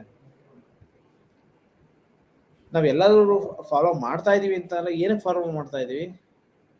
ನಾವು ತಪ್ಪು ಮಾಡಬಾರ್ದು, ನಾವೇನಾದ್ರು ತಪ್ಪು ಮಾಡಿದ್ರೆ ಶಿಕ್ಷೆ ಆಗುತ್ತೆ. ಅದೇ ರೀತಿ ಬೇರೆಯವರು ನಮಗೆ ತಪ್ಪು ಮಾಡಬಾರ್ದು, ನಮಗೆ ಯಾಮಾರಿಸಬಾರ್ದು, ಮಾಡಿದ್ರೆ ಅವ್ರಿಗೂ ಅದು ಶಿಕ್ಷೆ ಆಗುತ್ತೆ. ಒಂದು ಭಯ, ಒಂದು ನಿಯಮಗಳು. ಓಕೆ, ಅಂದ್ರೆ ಮಾನವ ಕುಲದ ಒಳಿತಿಗಾಗಿ ಇರತಕ್ಕಂತಹ ಒಂದು ನೀತಿ ನಿಯಮಗಳು. ಓಕೆ, ಆ ನೀತಿ ನಿಯಮಗಳ ಅಡಿನಲ್ಲೇ ನಾವು ಕೆಲಸವನ್ನು ಮಾಡ್ತಾ ಹೋಗ್ತೀವಿ. ಮನೋವೈಜ್ಞಾನಿಕ ಮತ್ತು ವರ್ತನೆಯ ಘಟಕಗಳು. ಸೊ ಇವೆಲ್ಲವೂ ಸಹ ನಾವು ಇರೋದನ್ನ ನಾವು ನೋಡ್ತೀವಿ, ಮನೋವೈಜ್ಞಾನಿಕ ಮತ್ತು ವರ್ತನೆಯ ಘಟಕಗಳು. ಅದೇ ರೀತಿ ವ್ಯಕ್ತಿ ವ್ಯತ್ಯಾಸಗಳು, ಇಂಡಿವಿಜುವಲ್ ಡಿಫ್ರೆನ್ಸಸ್. ಅಫ್ಕೋರ್ಸ್ ಒಂದು ಸಂಸ್ಕೃತಿನಲ್ಲಿ ಒಬ್ಬ ವ್ಯಕ್ತಿಯಿಂದ ಒಂದು ಸಮೂಹ ಆಗಲ್ಲ, ಒಂದು ಸಮುದಾಯ ಆಗಲ್ಲ, ಅಲ್ಲಿ ಹಲವಾರು ಜನ ಇರ್ತಾರೆ. ಒಬ್ಬ ವ್ಯಕ್ತಿ ಅಂತಂದಾಗ ಒಬ್ಬ ಸಂಸ್ಕೃತಿಯಿಂದ ಏನು ಇನ್ಫ್ಲುಯೆನ್ಸ್ ಆಗ್ತಾನೆ, ಸೊ ಅದು ಒಬ್ಬ ವ್ಯಕ್ತಿಯ ತನ್ನ ರೂಢಿ ಸಂಪ್ರದಾಯಗಳ ಮೇಲೆ ಒಬ್ಬ ವ್ಯಕ್ತಿಯ ವಿವಿಧ ಆಯಾಮಗಳು ರಚನೆ ಆಗುತ್ತೆ, ವಿವಿಧ ಆಯಾಮಗಳು ಇನ್ಫ್ಲುಯೆನ್ಸ್ ಆಗುತ್ತೆ. ನೆಕ್ಸ್ಟ್, ಒಂದು ಜನಾಂಗದಿಂದ ಮತ್ತೊಂದು ಜನಾಂಗಕ್ಕೆ ಸ್ಥಳಾಂತರವಾಗುತ್ತೆ. ಓಕೆ, ಇಲ್ಲಿವರೆಗೂ ನಾವು ಫಾಲೋ ಮಾಡ್ಕೊಂಡ್ ಬಂದಿದ್ದೀವಿ ಒಂದು ಸಂಸ್ಕೃತಿ, ಒಂದು ಸಂಪ್ರದಾಯವಂತ ಅಂದ್ರೆ ಅಫ್ಕೋರ್ಸ್ ಅದು ಆನುವಂಶಿಕವಾಗಿರುತ್ತೆ, ಅಫ್ಕೋರ್ಸ್ ಅದು ಕ್ಯಾರಿ ಫಾರ್ವರ್ಡ್ ಆಗ್ತಾನೆ ಇರುತ್ತೆ, ಅಫ್ಕೋರ್ಸ್ ಅದರಿಂದ ಹೆಚ್ಚು ಅಡ್ವಾಂಟೇಜಸ್ಗಳಿರುತ್ತೆ, ಅಫ್ಕೋರ್ಸ್ ಅದರಿಂದ ಹೆಚ್ಚಿನದಾಗಿ ಉಳಿತಾಯ ಇರುತ್ತೆ, ಅಫ್ಕೋರ್ಸ್ ಅದು ಹೆಚ್ಚು ಜನರನ್ನ ತಲುಪಿರುತ್ತೆ, ಅಫ್ಕೋರ್ಸ್ ಅದು ಹೆಚ್ಚು ಜನರಿಂದ ಅಕ್ಸೆಪ್ಟಬಲ್ ಆಗಿರುತ್ತೆ, ಅಫ್ಕೋರ್ಸ್ ಅದು ಒಂದು ಸ್ಥಳದಿಂದ ಮತ್ತೊಂದು ಪ್ರದೇಶಕ್ಕೆ ನಾವು ಎಲ್ಲಿ ಹೋಗ್ತಿರ್ತೀವಿ ಅಲ್ಲೆಲ್ಲವೂ ಸಹ ಅದು ಸ್ಥಳಾಂತರವಾಗ್ತಾ ಇರುತ್ತೆ. ಸೊ ಅದೇ ನಮ್ಮ ಸಂಸ್ಕೃತಿಯ ಒಂದು ಸ್ವಭಾವ. ಸೊ ಒಂದು ಸಂಸ್ಕೃತಿ ಅಂತಕ್ಕಂಥದ್ದು ಅಂತಂದ್ರೆ ನಾವು ನಮ್ಮ ಮನೆಯಲ್ಲಿದ್ರೆ ಮಾತ್ರ ಅದು ಸಂಸ್ಕೃತಿ, ಅಥವಾ ಸಂಸ್ಕೃತಿ ನಾವು ಇರ್ತಕ್ಕಂಥ ಇನ್ಫ್ಲೂಯೆನ್ಸ್ ಅಲ್ಲ. ನಾವು ಎಲ್ಲಿ ಹೋಗಿರ್ತೀವಿ ಅಲ್ಲೇ ಆ ಒಂದು ಸಂಸ್ಕೃತಿಯ ಒಂದು ಪ್ರಚಾರವಾಗಿರುತ್ತೆ, ಆ ಸಂಸ್ಕೃತಿಯ ಒಂದು ಉಳಿವಾಗಿರುತ್ತೆ.